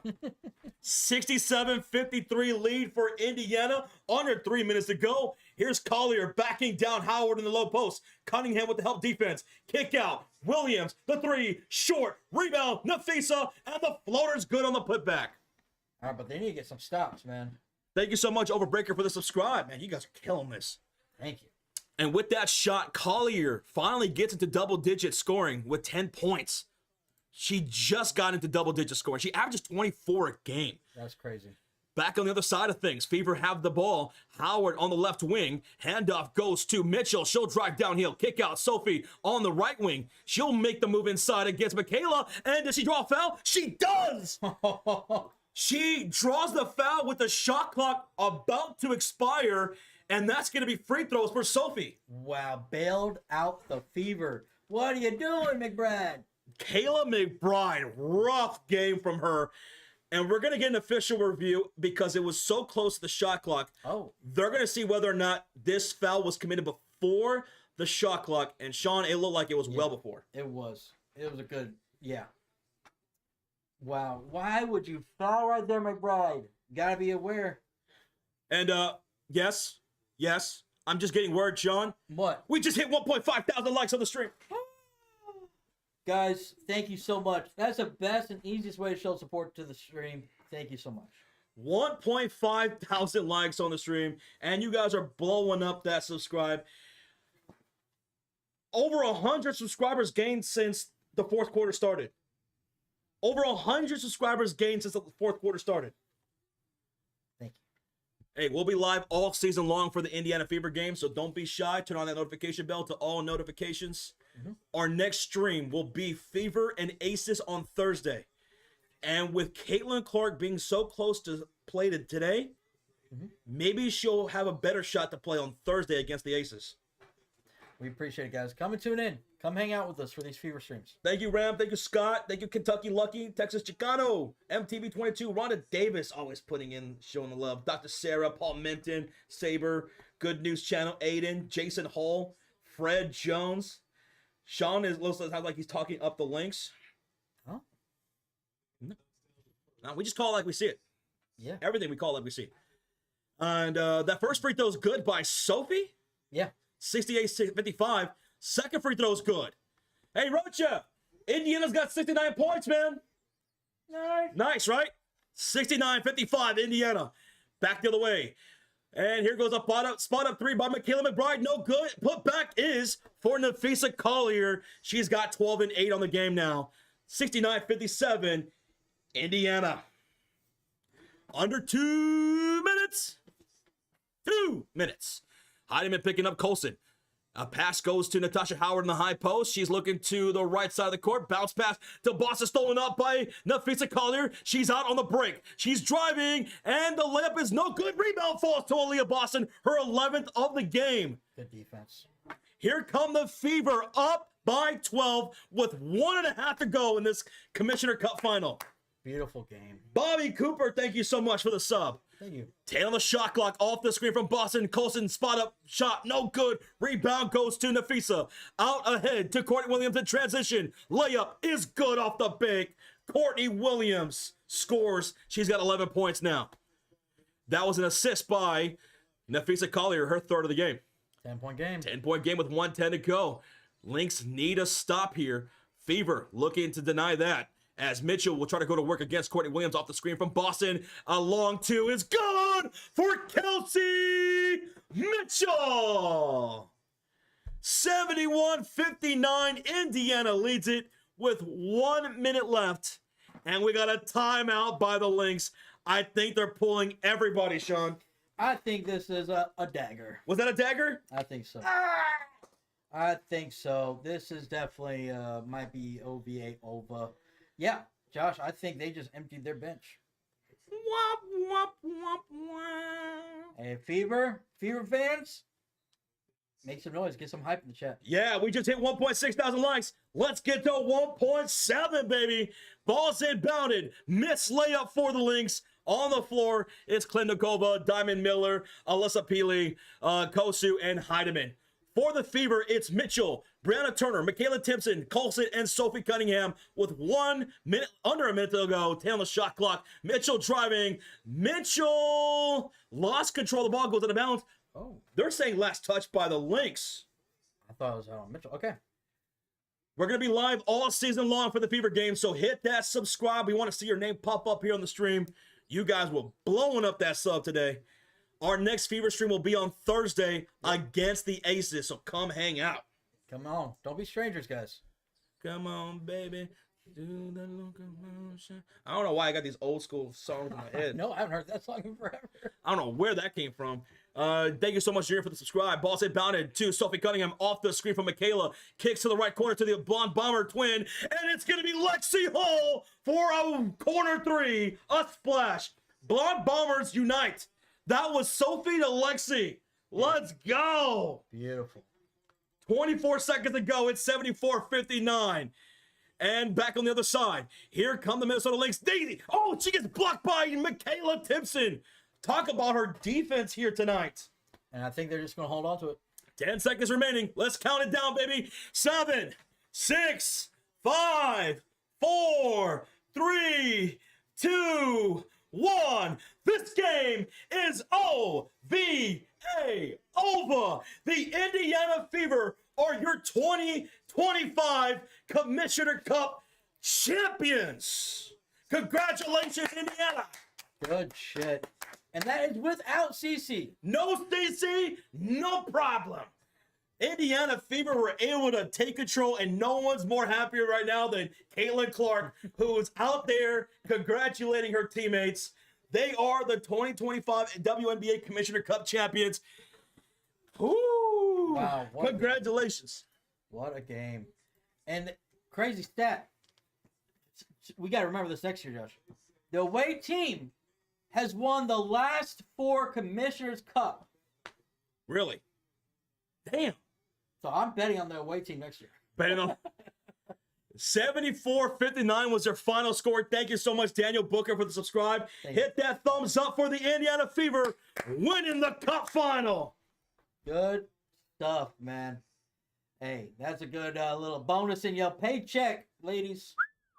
Yeah, there was a $500,000 pull on the line, $120,000 from Coinbase, and the Indiana Fever will have money going towards their charity of choice at $3,000, I think, a player. Yeah, that is awesome. Gotta love to see it. Love to see it. Oh my goodness. Yeah. Dude, this game was dominated by defense. In that first quarter, let's look at this thing. All right. Let me have that. In the first quarter, Minnesota dominated Indiana with their defense. and held them to 12 points while they scored 20. But outside of that, it was all Indiana. They outscored Minnesota, as you guys see up there on the top. Yep. They outscored Minnesota 20-7 in that second quarter. They outscored them 20-15 in that third quarter. And then they outscored them 22-17 in that fourth quarter. And your leading scorer was the one that struggled the most out of the gate. Natasha Howard ended up being the highest scorer for the Indiana Fever tonight. She's definitely MVP. She went from bum of the game, X Factor, to MVP, man, with just her domination on the boards and the free throws. 16 points, 12 rebounds, 4 assists, 2 steals. Yeah. 8 for 8 from the free throw line. Look at Caitlin Cork hyping up Aaliyah Boston as she gives her interview. Oh, Aaliyah. Okay, Aaliyah. Why you gotta look at us like that? Oh my goodness, man. And you know what? X Factor, are we gonna talk about Sophie Cunningham tonight? It's got to be Sophie. Sophie, look at that. 13 points off the bench, 4 for 6 from the field, 3 for 5 from downtown, 7 rebounds and assists. Sophie, X Factor of this game. And she was plus 19? Plus 19. Is that right? 18. Sorry. She had 25 minutes tonight. Yeah, that's starter minutes. Lexi Hull, she was struggling in that first half, so they gave the minutes to Sophie, and she did not disappoint. Now, Lexi still had 6 points on 2 for 3 from downtown. Yeah. But the MVP, Natasha Howard, X Factor, Sophie Cunningham. And I want to look at these team stats right here. All right? The rebounds, 40-30 in favor of Indiana. Turnovers, 18-16. Indiana had more, and they gave up more points, but they started capitalizing a lot more outside of that first quarter. Yeah. Fast break points, 7-8 in favor of Minnesota. Points in the paint, 32-30 in favor of Indiana. My goodness, dude. 8 splashes tonight from downtown, 4 from Minnesota Lynx. Congratulations to the Indiana Fever and winning the Cup final. Congratulations, Fever fans. Hey, we may not pick the Fever, but I saw a lot of y'all had a lot of faith in the Fever tonight when we're doing a game time predictions. Props to y'all, man. They came through. Carla Lewis says Commissioner Cup champions. Oh, yeah, Fever. I'm so glad to be a Fever fan. This is awesome. I knew they could do it. Props. And you guys got us to 1.7 thousand likes. Let's go. What? Hell yeah. We're 30 likes away from 1,800, baby. Hell, y'all are real MVPs. MVP goes to Jet. Yep. Thank you, guys. Appreciate it. Yeah, Ronald, you pointed out they were perfect from the free throw line tonight. Perfect. Yeah. Perfect. The first 6 free throws, or was it 8, all from Natasha Howard alone. Yeah. First, 8. Yeah. 6 at halftime, then she started off with the second half. What's the Fever record? They're 8-8. Now, this is an exhibition game. It doesn't count towards the regular season. So they'll still be 8-8, and Minnesota's 14-2. That's why I didn't update that. I usually always update after a win or loss, but that's why I didn't update. Texas Chicano says, badass stream, Fury. Hey, Texas Chicano, thank you so much, man. Hey, we're out here in Texas, too, so Texas love, and we hope to see you again for a future stream, bro. Yeah, do tell, baby. We'll be live all season long for the Fever, so if you ever have a chance, come check us out. Thank you for subscribing, Greg. Appreciate it. Gregory, thank y'all. Let's go. Oh, my goodness, y'all. Man, remember when I said they got us another 100 subscribers from the start of the fourth quarter to like midway to the fourth quarter? Yeah. Another 100 subscribers gained from that point from you guys. Another 100 subscribers gained in that second half of that fourth quarter from the chat. What do y'all? Thank you. I don't even know what to say. Woo. God. Y'all, guys, thank y'all so much. Commissioner is going to hate handing this one over, says BTech09. Well, if she is, that makes it even sweeter, right? Yeah. Janice, thank you so much for the subscribe. Commissioner Cup champions, Indiana Fever take down the defending Commissioner Cup champions, Minnesota Lynx. And that on the road, man, that's impressive. On the road without CC. Mm-hmm. I mean, this has been incredible what we've been seeing by Kelsey Mitchell. Yeah. And the fact is that Leah Boston, who had a double-double, could have been even better. Yeah. She was struggling tonight from those point-blank shots. Gotta give props to Natasha Howard, Sophie, and even Ari? Aaron McDonald. Ari. I'm gonna have to remember Ari McDonald. Yeah. They all stepped up and made buckets when they needed to, which was phenomenal. Yeah. McDonald missed only one shot tonight. She was 5 for 6 from the field, 2 for 3 from downtown, had 12 points, 3 rebounds, 1 assist, 1 steal, and 2 blocks. McDonald should have never been off the roster. Nope. Welcome back to Ari. She's been incredible, and she'll be on the roster for the rest of the season for the Indiana Fever. Love the efficiency from those 3 players. Even though Natasha Howard started off rough, 0 for 5, right? She was efficient the rest of the game. Thank you, Carlos Gary. Appreciate you. Jeffrey Sylvester, thank you. Rasheer says on the road. Shoot, Minnesota did that last year. They did. That's what they were just talking about. Yeah. The away teams have been winning the Commissioner Cups. Last 4. Straight. Yep. So, I'm saying. Our next stream, once again, is going to be on Thursday as they take on the Las Vegas Aces. Yes. We'll see, and we'll keep an eye out on CC. Hopefully she plays on that game on Thursday night. We'll be live for that game at 5:30 p.m. Central Standard Time. That's 30 minutes before tip-off. That game will be on Amazon Prime Video again. Yes. So make sure you subscribe. Make sure your notification bell is set to all notifications. So that way when we're live, you know that we are. And just in case you don't get a notification, because sometimes YouTube can be a little weird with that. A little weird. Just know that if the Fever are playing basketball, we're going to be live here on the Sports Fury. So we appreciate y'all. Don't forget, we're here. Avatar, with a gifted membership, honoring his word. And that was the Lynx don't cover the spread. He gifted membership. They didn't cover it, and they lost. Yeah. If the Lynx came into this game as 10.5 favorites, and Indiana beat them by 15. 25-point swing. God. Avatar, you're the GOAT. Thank you so much for the gift of membership. And it went to Derby. To Derby, yes. Thank you, buddy. Shout out to Avatar, y'all. Jason Hall says, I'll be back on this stream the next time you guys, no doubt. All right, we'll see you on Thursday against the Aces.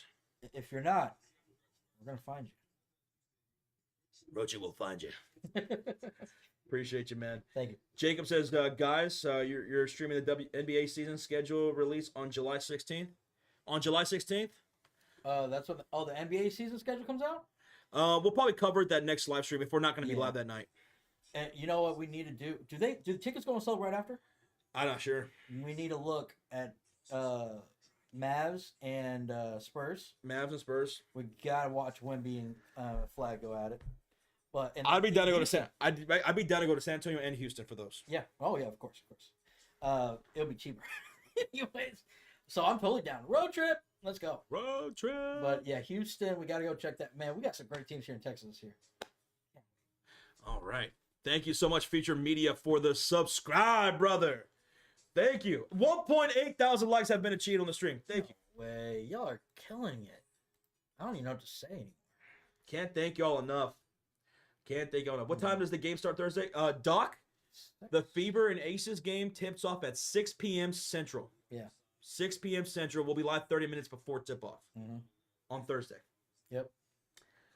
July 16th, Fever at Liberty. Oh, there you go. Thank you, Bashir, for looking that up. We will be live for that. Oh, yeah. We'll be live for that, and so we'll probably talk about it before and after the game. Yeah. Thank you, Bashir, for that, dude. Thank you. We have a $5 donation from Alex Bleeping Jones. I'd love to hear you guys' thoughts on the NBA offseason so far, fellas. Oh, dude. And Proud Nerd said the same thing with a $2 donation. Opinions on free agency. Where is Miami WNBA team? Okay, so first off, Sophie Cunningham, she mentioned this. She was asked about the expansion news because there's 3 new added teams over the next 5 years to Detroit, Cleveland, and Philadelphia on top of Portland and Toronto. That's coming in next year. And Sophie Cunningham says, I don't think WNBA players are going to want to go to those cities. Why not a city like Miami? She mentioned Miami. And you know what? First off, players are going to want to play anywhere. Yeah. You know, there's a lot of great players right now that are not rostered. Yeah. Because it's hard to make a roster in the WNBA because there's only so many spots. Yep. But I think Miami should get a team. Nashville, Tennessee should get a team because women's basketball is huge over there from college. Yeah. And Houston deserves a team. I think because we're bringing in 5 teams, right? Right. Here shortly. So adding 3 more, make it 8. That's even number. Right. So I think that's what probably will happen. So those are 3 cities I'd like to see. Yeah. Nashville, Miami, and Houston. Yep. Houston had a dynasty back in the day. They got it, and they already have all that still there, probably. Now, for those who have been longer WNBA fans than me and Sean, correct me if I'm wrong.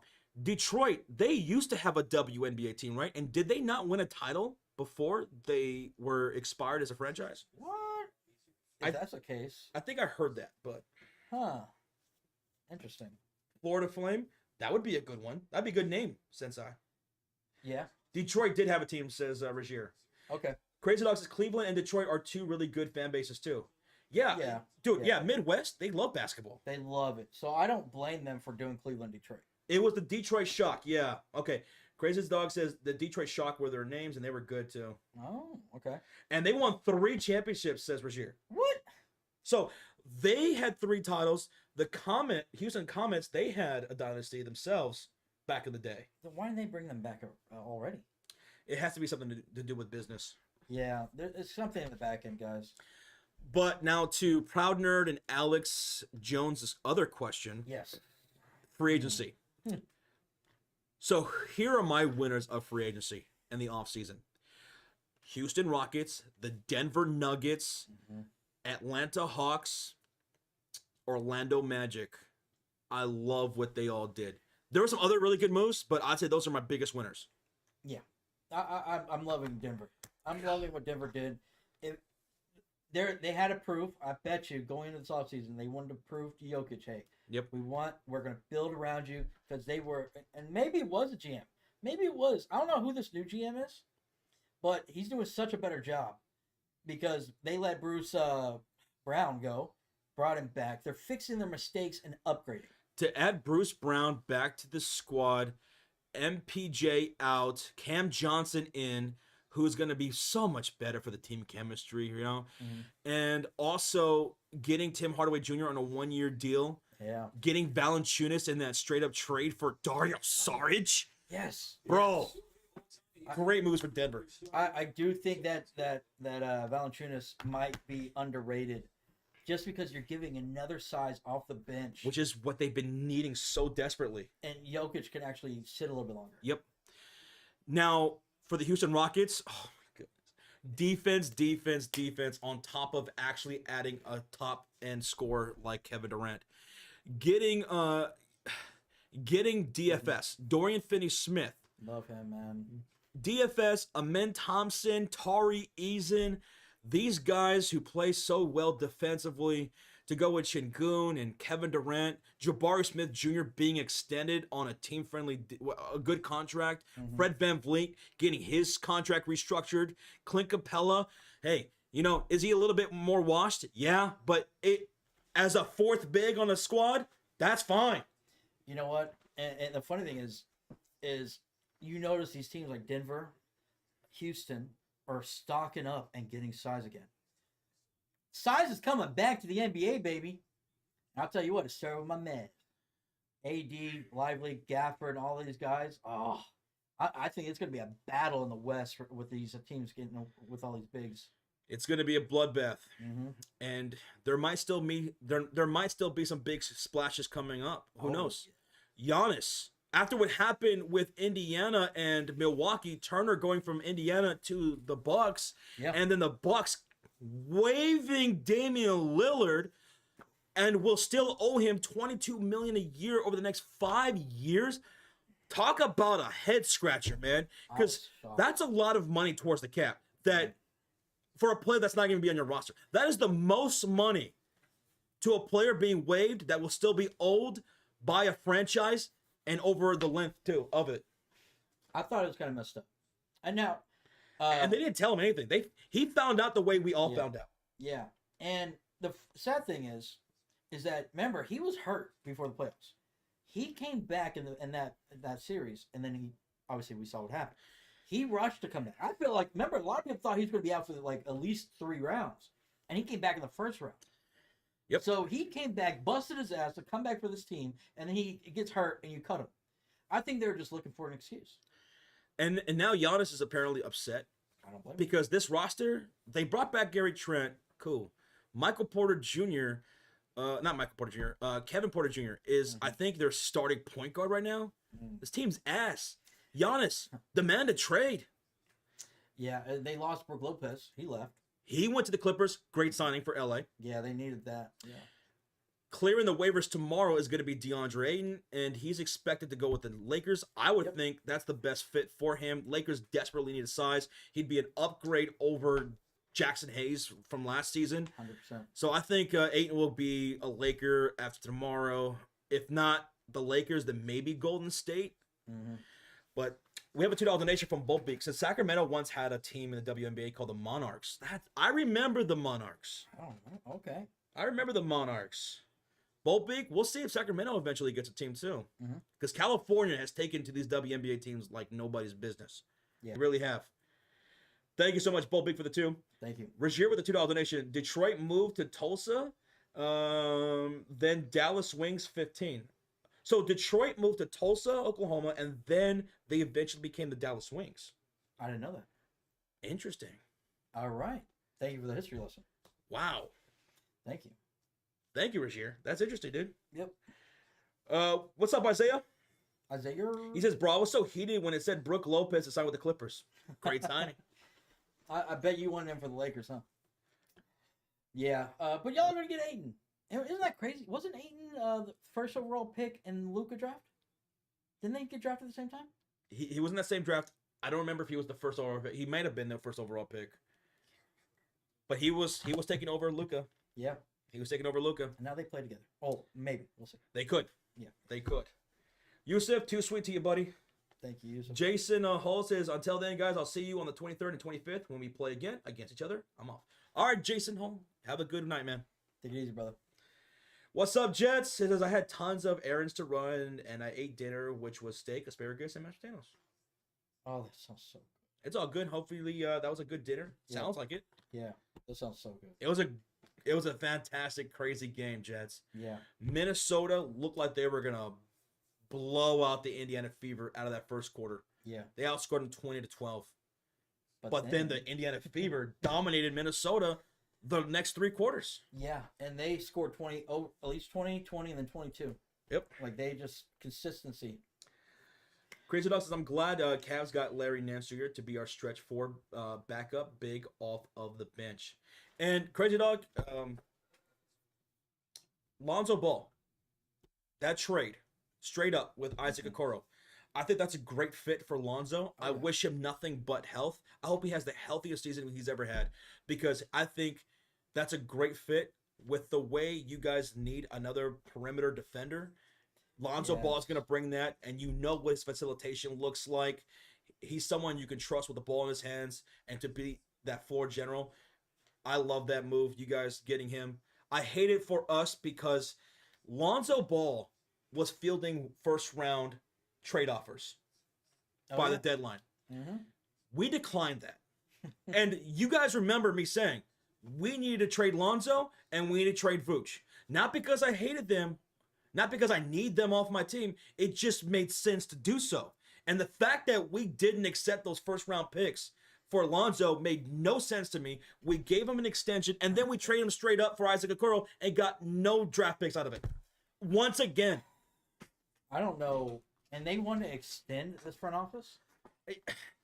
Sorry. And they did, yeah. Eversley and Karnisovas. I don't get it. And we'll see what this first-round draft pick's going to pan out to be. Assange, he looks pretty decent, but he can't shoot. And what did we do? We fired our shooting coach, who everybody loved. We fired him. Why? Fucking if I know. Oh, Josh, you're going to be getting a call. They're going to offer you a contract. We haven't been developing our talent for the most part. No. You know, that we drafted, right? Now, Buzelis is an exception, but that's because he fucking fell to us. He was supposed to be like a top 3 pick going into that draft, and then he fucking fell to us at the tail end of the fucking lottery. Which is crazy. So, sorry for the cuss. Yeah. I get heated talking about my Bulls. I get heated. See, Crazy Dog says Isaac Okoro is good on defense, but his offense is very limited.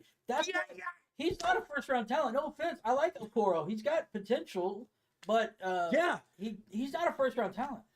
Oh, my goodness. He's not better than a first-rounder. Sorry. And for the Brooklyn Nets, By the way, MPJ to the Brooklyn Nets.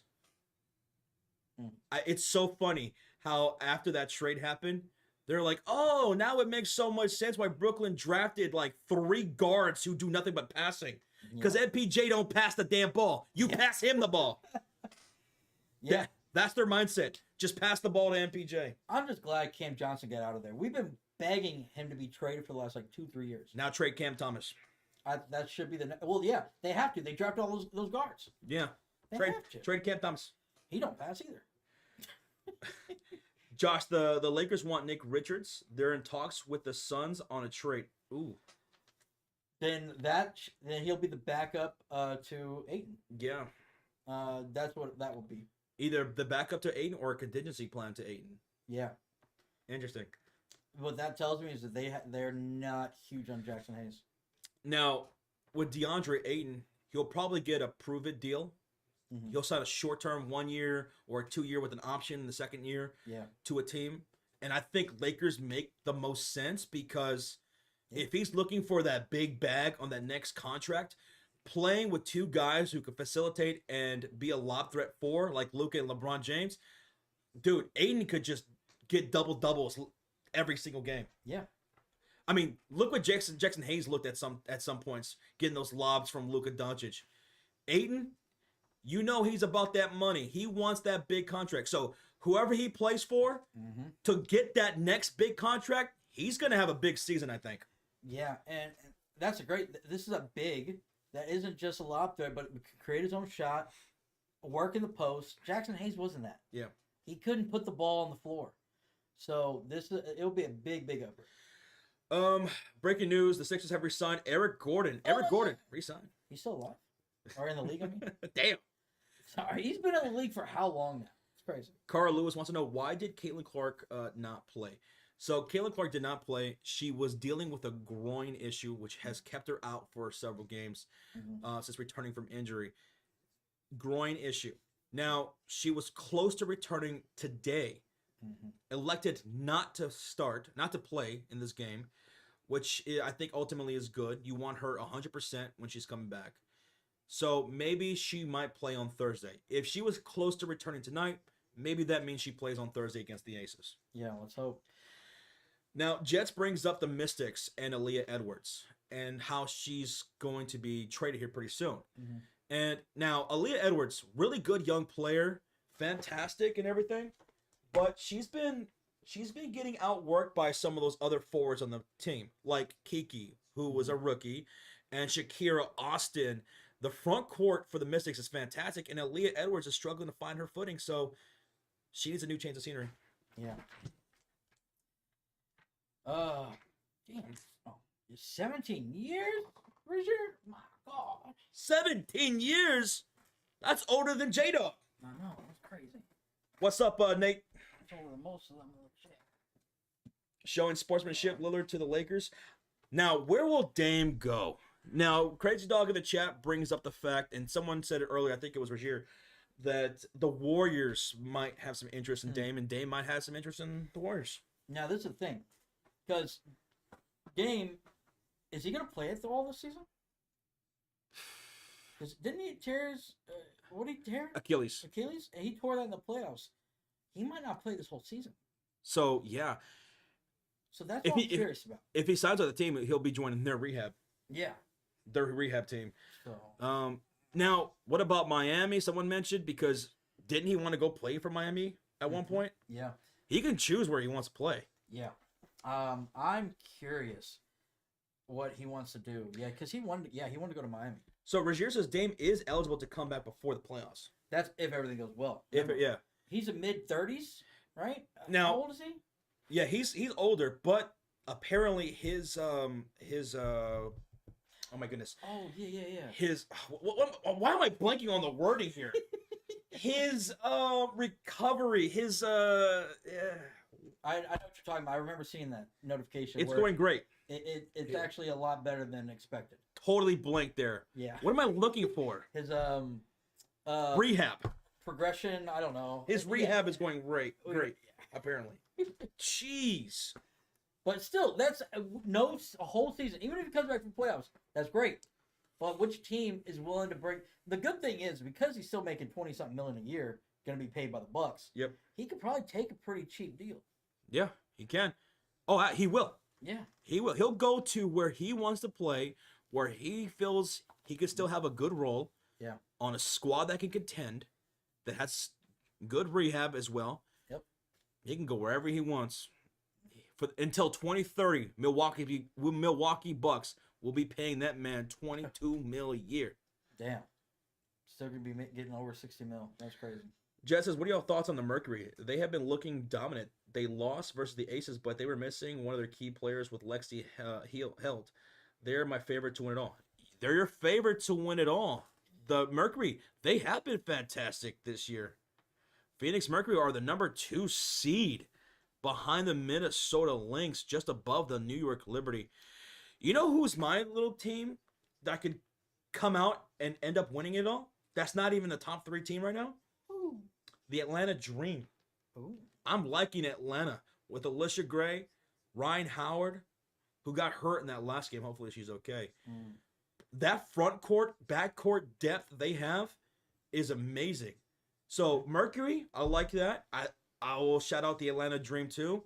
There's of course the Seattle Storm, but some good teams. So that's what you're thinking to win it all, huh? They could. Regier says, yeah, dude, Dream are my finals team. They are really damn good. Well, you know what I always say: follow your dreams. And I think Alicia Gray was voted by the WNBA Players Poll as the number 1 guard this season. Really? Yeah, I think she was voted as the number 1 guard. Good. There you go. If I were Boston, I'd give Dame a 1-year contract. Boston? Well, they're looking for the 2026-2027 season, and I think they're looking for more long-term situations with players. I mean, that could be a potential place for Dame, but we'll see what he wants to do. Oh, so Regier just tagged us on this. What? So during the halftime of the Commissioner's Cup, Yeah. she fell. This girl who was on a track. Oh!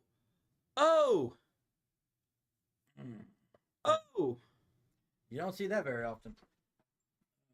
Can we show that? Yeah. Let's see. All right. Look at this. She was tricycling. She's looking good. Ay!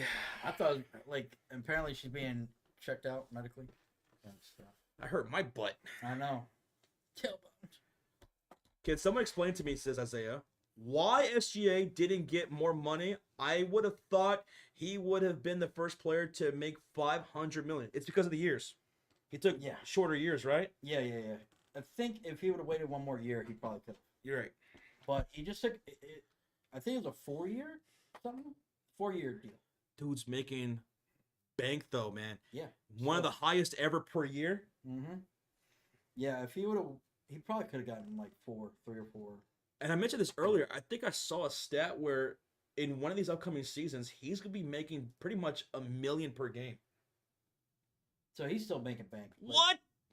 Like props to him, kind of taking this deal. Now this saves, I think, the Thunder probably the future, especially if he wants to, and if he wants to win another championship, they're gonna have to re-sign J-Dub. They're gonna have to re-sign a few other people, Chet, all these guys. Jet says Wings, Lynx, Golden State could use Aaliyah Edwards. Out of those squads, I'd like to see her on the Valkyrie. The Wings, I think they're in tank mode. Yeah. We're tanking. They just traded Nalissa Smith for a first-round pick. Yeah, we're stocking up.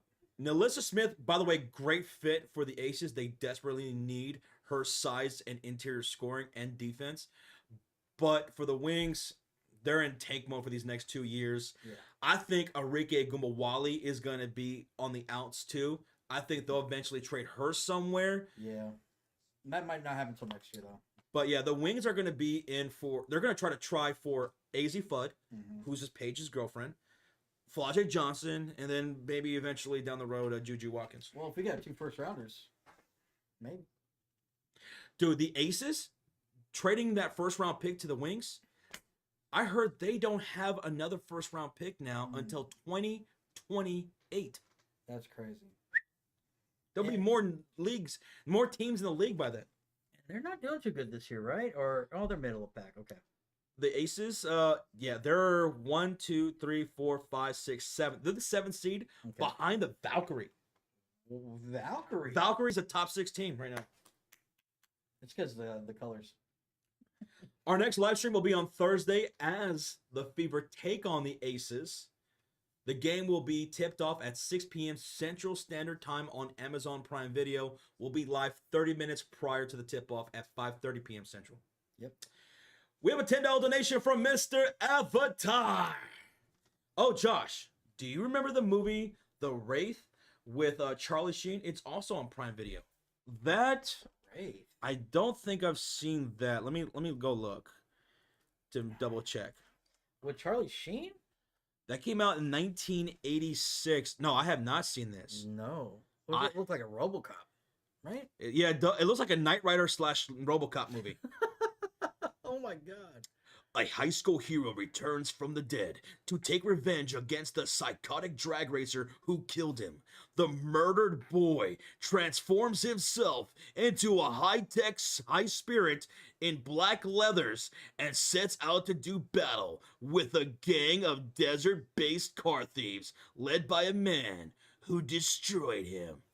It sounds like the beginning origin stories of Rocha. It does. This might be based on Rocha's life. All right, so Josh, I need you to create a new YouTube channel just doing reads of overviews of movies. Or the synopsis, or whatever they call it, right? Is that what they call it? Yeah. That voice. That plot is crazy. Now I want to watch it. Drag racing, like what? It sounds like it sounds like a mixture of Mad Max, RoboCop, and Knight Rider. It looks crazy. Avatar, thank you so much for the 10 and the recommendation. Appreciate it. Add that to your letterbox. Or is it? Yeah, letterbox. Speaking of movies, at midnight tonight, Jurassic Park is releasing, and I'm thinking about going to go see it. Should Joshua go see Jurassic Park at midnight? Type 1 for yes. Type 2 for no.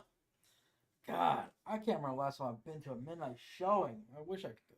Jet says also Thursday morning, I'm going to catch the flight back to Texas. I'm going to make a road trip with my parents to San Antonio for the 4th of July to go to the Alamo Dome for the fireworks show. I used to love going to the fireworks shows in San Antonio back in the day when I was a kid. I've never been to one. I had never been to one at the Alamo Dome, but nice. There you go. Oh, yeah, Josh. XD 1201. 1201. Can you click on it and see what the seating looks like right now? Is it booked up? Or is it just a blank white screen? I see a lot of ones in the chat. There's plenty of seats. Oh, especially on the sides? Yeah, I know. That's exactly where I know you're going to be right there. Oh, okay. I think I'm going to go do that then. Do it. Yeah, let me know. Because I'll probably go watch it tomorrow. Nuclear Fish Pace says, Josh, if you don't go see that movie, an asteroid will come and destroy us all. Like the dinosaurs. Like the dinosaurs. I'm going to go out just like the T-Rex. Oh, no. Just all I need to hear from you, if you go watch it, just let me know. Say yes or no. Thumbs up, thumbs down? No, not only thumbs up, thumbs down. Just yes or no that the dinosaurs hug. Oh. Dun, dun, dun, dun, dun, dun, dun, dun, dun, dun. Oh my god, we watched that. We were like, we were watching that, and I went, did they just fucking hug?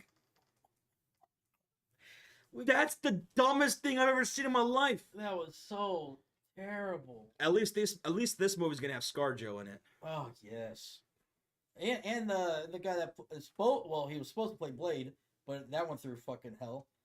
Oh yeah, he's in that movie. Yeah, I forgot his name, but he's a great actor. No one remembers his name. He's that guy that everyone recognizes, but oh, he's a good actor. What's his name? What's his name? I don't know. I know he was in Hunger Games and House of Cards. Those are two things I can think of on top of my head. Richard says, Josh, random note, the last two WNBA champions lost the Commissioner's Cup that same year. Aces in 2023 and the Liberty last year. So you're thinking Lynx. That's what you're saying. Oh. Okay. Crazy. So that means next year, it's going to be the away team that wins it, right? Against the Fever. Yeah. It's going to be the Valkyrie taking out the Fever next year in the 2026 Cup. Oh, shit. I like Mark my words. If that's true, refer to this stream right here. And Rocha owes me $450. Yep. Deal. Done deal. Josh Sean should go explore and see what's on the other side of the ice wall in Antarctica. I would love to. And we got to take Philly 500. Oh, my God. So we could prove to him the Earth is not flat. Uh-huh.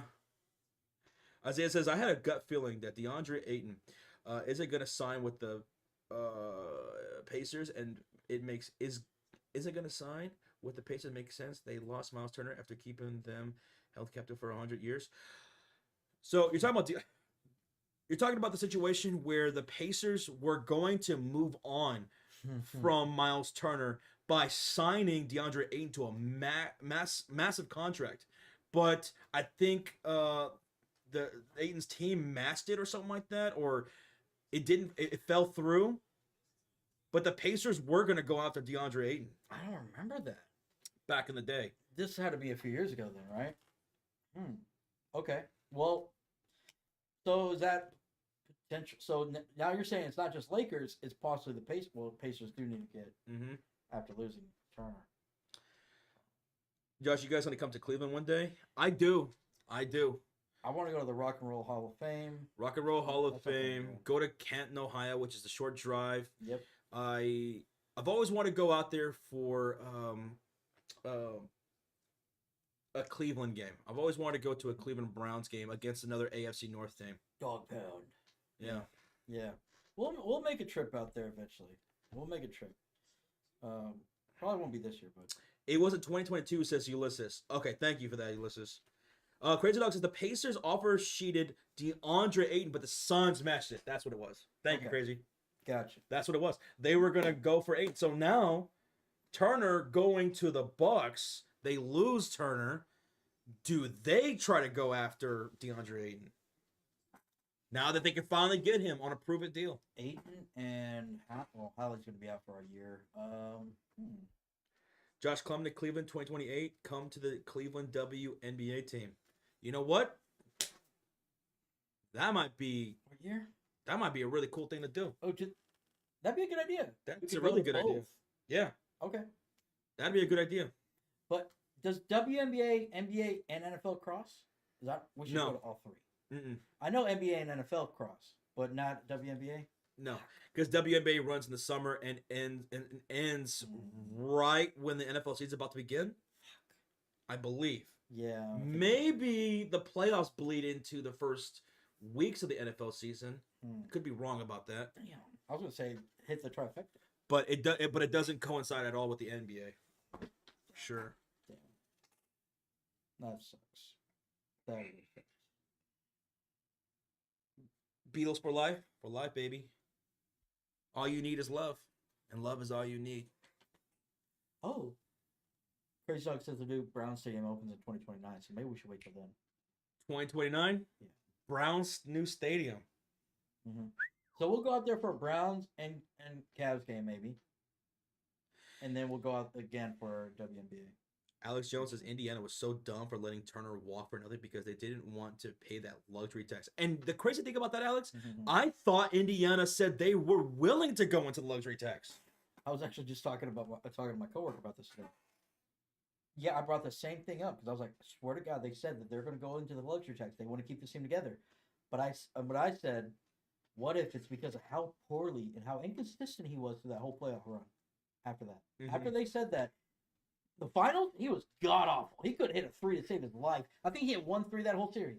That probably had something to do with it, yeah. They were probably like, you know what? Never mind. Like, maybe we need to look at something else. Yep. That probably has a lot to do with it. Isaiah says, damn, in 2029, Josh is going to be 226 years old. Oh, he's exposing you like that? 226, and I don't look a day over 250. Wow. Why are you exposing him like that? Look at that. Crazy. I've aged gracefully and humbly. Yeah. They changed their mind about paying the tax because Halliburton is out the next year. That's a good point, too. Okay. Allie. That actually makes a lot of sense too. That's probably both those factors probably play. So Rozier says, actually, Cleveland WNBA and NFL will overlap each other because WNBA is going to have more games played. NFL season starts the last week of the WNBA season. Well, there you have it.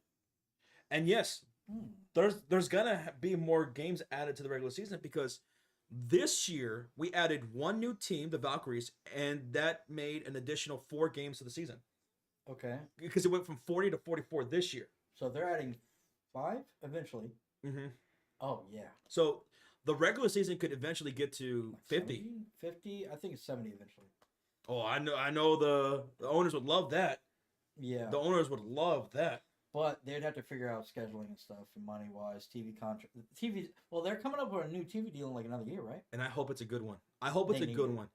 And then these players could get paid better too. I think a place where the WNBA can capitalize where the NBA has faltered is getting a better TV deal. Yeah. Where the NBA is such a pain in the ass to try to watch games sometimes.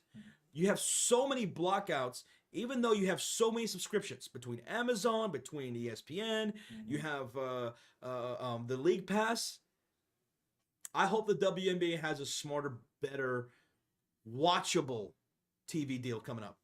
Yeah. That they signed to. I hope so. I'll be 41 in 2029, says Carl Lewis. 41 in 2029. What year is it? 125. So 4 more years? 4 more years? Yeah. I'll be 44. I'll be 39. God damn, you old. I don't know. Jesus. Roach will be like, what, 62, 63? If we're looking at his bones. Yeah, his bones and each hair is gone. Yeah. Hair-wise, he's aged like an 85-year-old man. That's true. That's true. His metabolism is that of an 80-year-old man, too. But he has metabolism? It's like this.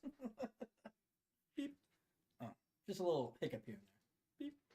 Oh, that's whenever he gets out of bed. Yeah. By the way, those little pauses, that's like weeks. Yeah. Oh, man. Why was there no Rocha today? Tyler Stewart. Rocha, folks, if you guys didn't hear earlier, Rocha is in the process of moving. He's making a big move, him and his dad. So Rocha is week to week on the channel. He'll be out, 2-3 weeks, maybe a month. Yeah. But eventually he'll be back. So he's in the process of moving, guys. Yep. Yeah. Well, we got you in the meantime, guys. Got you. But that's cool, though. WNBA and NFL coincide, so that's something we could look into. Yeah. I've always wanted to go to a tailgate for a Cleveland Browns game because Rozier, Jacob, and Crazy Dog, you guys know how crazy the dog pound gets in these tailgate parties. Oh, yeah. They're notorious for them, and it looks fun. Then what we should do is if we do decide to do that and go out there we should take our tailgate we make sure we take a grill and all that, and we can get one of those girls. That'd be so cool. Fuck yeah. Rocha can come live with me, says Alex Peeping Jones. All right, I'll let him know. Yeah. I'll let him know. Jones, out to the phone. Out to the phone. Pone? What? Sell! Well, I don't think she can sell. I don't think I'm going to financially recover from this. Oh, no. Just take it out of Rocha's. Yeah. Oh, that's always an option. Yeah. I'll mortgage Rocha's life. I'm going to take an insurance policy out on him. Hey, Rocha, come stand by the top of these stairs real quick. After you sign these papers and notarize. Why? Just do it. Nathaniel, go see Jurassic Park tonight. I'm going to go watch. Tomorrow. I choose the Thunder to be champion next year, says Sean Sinatra. Bro.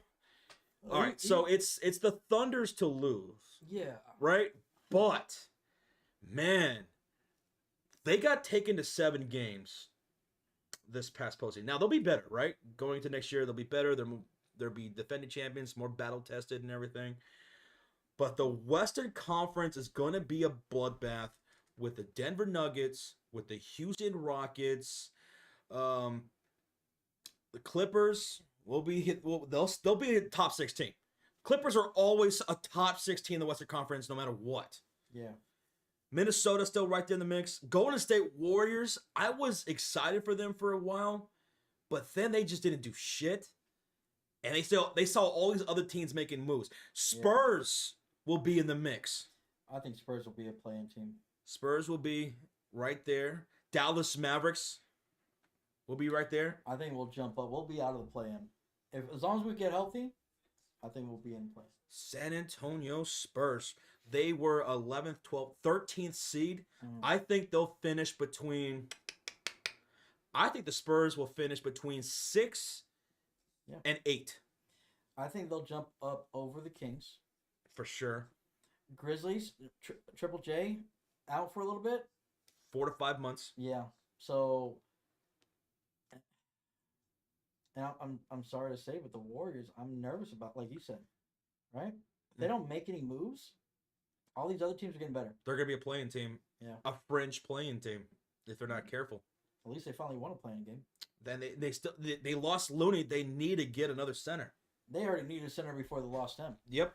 So we'll see what happens. What about the Lakers? Lakers need a center. Yeah. They need to go out there and get a big. But let's say, hypothetically, after the waivers clear tomorrow, they get DeAndre Ayton, right? Lakers with LeBron James, Luka Doncic, DeAndre Ayton, AR-15, LaRavia, who they added. That was a good ad. I thought they said he signed somewhere else, but apparently it was wrong. Yeah, that's a 3-and-D replacement for DFS. Yeah. I think the Lakers will probably be a play-in, probably between like 7 and 9. Yeah. Right now. I'm still worried about the depth and stuff like that. Now, we'll see what they still do. Mm-hmm. And Luka looks to be in the best shape he's ever been. And I hope he stays that way. I really hope for the best for him. Now, he's lost weight before in these off seasons just to put it back on. Yeah. But the way he lost the weight this time around with his strict regimen, he looks like he's taking it way more serious. Mm-hmm. And that's probably because of the big chip he has on his shoulder entering this season. So that's what I was hoping for. Luka could have an absolute MVP season. And if the Lakers are a top 5 seeded team, top 6, with how bad their defense is going to be this year, he probably will be an MVP candidate. Just think about what he did 2 years ago in that MVP race, right? Yeah. Jokic won it, but he put up a stat line that only MJ had done. Like, he had a great... Now, his defense was a little lackluster, obviously, but he had a great year. And so, if he stays in shape, keeps the Lakers in the top 5 seed, like you said, I think he will win MVP. He's due one. Rob Pelinka, your time's a wasting in Los Angeles.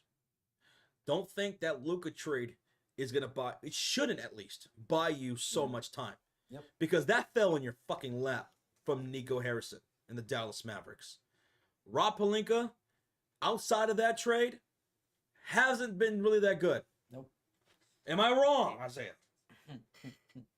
Nope. Losing DFS for nothing. And apparently, I don't know if this is entirely true, but I heard that Rob Pelinka was telling other teams that DFS was dealing with a serious ankle issue or whatever, you know, kind of like trying to discourage teams from trying to pry away DFS.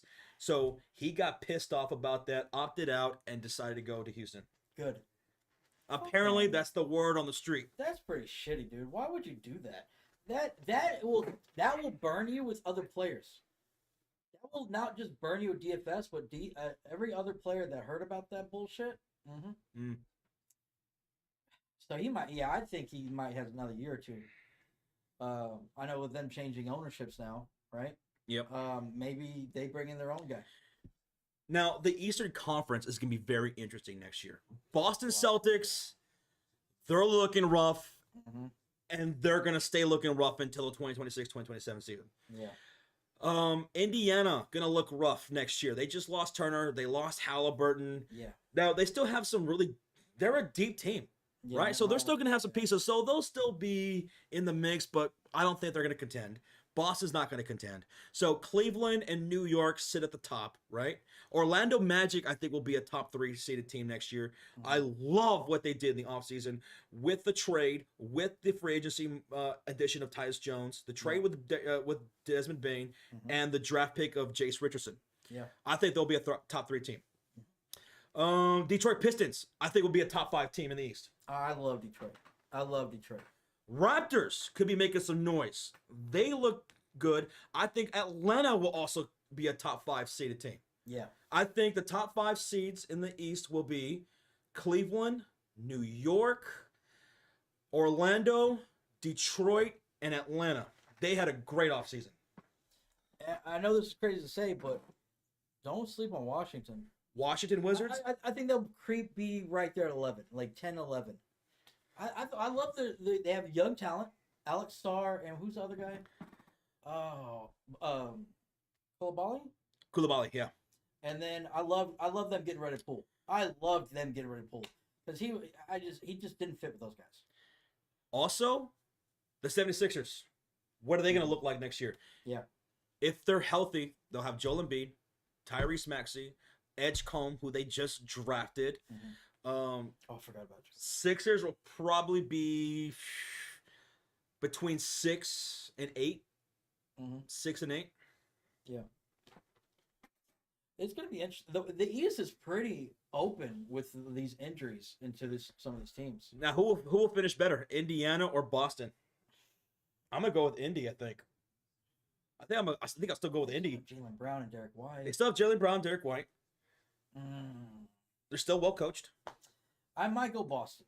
I think I'll take Indy, finishing better in the standings next year over Boston. I think it'll be pretty close. Yeah. Boston, too talented. They're still talented, but that's starting 5 right now projected. Yeah, it's trash. They have Georges Niang projected the top 5 in the starting 5. Okay, I might go to Indiana. I forgot, because I forgot they lost Al Horford. Yeah, they lost Al Horford, who apparently is drawing interest from Golden State. Yeah, which that would be big. Stretch big. That would be good. Julian Dragon, thanks so much for the 5. Yeah. Also, Phoenix Suns. Going back to the Western Conference real quick. Oh, yeah. Phoenix Suns, I love what they did in the offseason. I loved that they are establishing, finally, an identity. Now, they still have a roadblock that is going by the name of Bradley Beal. Which apparently he's okay to be traded. He said What? He said he's open to be traded to the right team. Whoa. I saw a report about that. Just throw that out. Shit, at this point, if you can't get a trade, waive him like Dame. That's what I was thinking. Eat it. Fuck it. Just eat it. But I love that the Phoenix Suns are starting to develop an identity, and that's a defensive identity. Yeah. You have Dylan Brooks over there. You still got Grayson Allen. You picked up Malawach, Mark Williams, and Rasheer Fleming. This is a team that's starting to get more of a defensive, physical-minded identity. And I like that for Phoenix. Yeah. If they can continue into that projection, I think they could be something pretty decent in the next few years. Yeah, I think it just really depends if they can get Bradley Beal. If they get Bradley Beal off, then that would be great. I love what the Suns are building. Isaiah doesn't. Isaiah hates it. The Suns will extend Book too. They will. They're in talks already. I saw that. Yeah. And you know what? Jalen Green he might not be part of their future either. Oh, they might turn around and trade him, and I think they probably should. Turn around and trade Jalen Green. Chris Paul. Where's Chris Paul going to end up? So apparently he wants to go and stay close to LA because that's apparently where his house is at. Okay. And his family's at. So I heard Clippers. Going back to LA Clippers? Yeah, back to Clippers, which I don't know if that makes sense because you have Harden there. Or I was thinking maybe Phoenix because that's not too far from LA, right? Go back to Phoenix? Go back to Phoenix. I heard that's also an option. Chris Paul going to be a Laker? I don't know if that would fit when you already have a Luka and LeBron who are very facilitators in there. So I'm not sure about that. But if he wants to stay in LA, that is an option, I guess. Chris Paul is going to be, 47 years old? Yeah. But he's still playing more fucking than all these other guys. He's still so smart. Yeah. You know, I was watching a clip from this past season of Chris Paul and Victor Wembanyama. He was defending this guy with the ball, and the ball got knocked loose on the floor, and it was a tie up. Right, they were on the floor, and they're trying to fight for the loose ball, and Chris Paul he went to go reach down, like to go put two hands on the ball to go for a jump ball, but it was a bigger player that dove for the ball on the opposite team. So he grabbed Wembanyama and said, "Put your fucking hands on the ball! I'm too small." Dude, Chris Paul is a coach out there on the floor. That's why I've always liked Chris Paul. I've always liked him. He's a coach out there. He grabbed Wembanyama and said, "Put your hands on the ball! I'm too small! It's a jump ball!" You got to recognize those situations, young man. That's why I used to always get the CP3 shoes. I just always loved his game. Oh, by the way, speaking of shoes, Caitlin Clark dropped some new shoes, Kobe 5. These Kobe 5 shoes, the Caitlin Clark edition, they sold out immediately, and they're being resold, resold for like 4 times the retail value. They're going like crazy right now. That's crazy. And you know what? The shoe looks pretty good too. I like the shoe. I'm not shocked. I'm really not. I still remember what Wemby and CP3 did at the All-Star Game Skills Challenge. Oh my God. That's where CP3's trying to be too smart. That was the worst thing I saw since the Antetokounmpo trio. Yeah. Oh. And he tried it. Don't get me wrong, he tried, but the NBA said, "Bro, no. And they were eliminated. Yeah. Disqualified. Oh my goodness. Well, we're about to head out, folks. It's 10:10 p.m. Central Standard Time, and I think I'm gonna go see that movie Jurassic Park at midnight. Do it. That's gonna be an awesome movie. Anybody else want to go? Yeah. Come on. You're buying snacks. Yeah, I'll get the tickets. You buy the snacks. All right. Here's the thing. I get me some snacks, boy. Hot dog, popcorn, soda, Pizza, candy, pizza, slushy. Oh God. Now I can't wait for tomorrow. God, yes. I appreciate that, Isaiah. See you, man. Mm-hmm. Yeah, you have a good one. Good luck to your Lakers. I think Ayton would be a good fit for y'all. Hope y'all get him. I don't. Good luck to Luka. That's it. All right, y'all have a great night. It was an awesome stream. My goodness, this stream popped off. Shout out to the Mod Squad, the Cult of Fury, the Cult of Fury Elite. We appreciate that. George, thanks for becoming a member tonight. Appreciate that, man. Wendell, thanks so much for the donations. Avatar, thank you. Everybody who donated, who gifted tonight, we appreciate that. Everyone who smacked that like and subscribed, it all helps. We appreciate y'all. We'll catch you on Thursday. Fever versus Aces, 6 p.m. Central. See y'all then. Bye-bye. See ya. Bye. Goodbye. Bye. Go watch Jurassic World or Park? I think it's Jurassic Park World Dominion or some shit like that. Okay.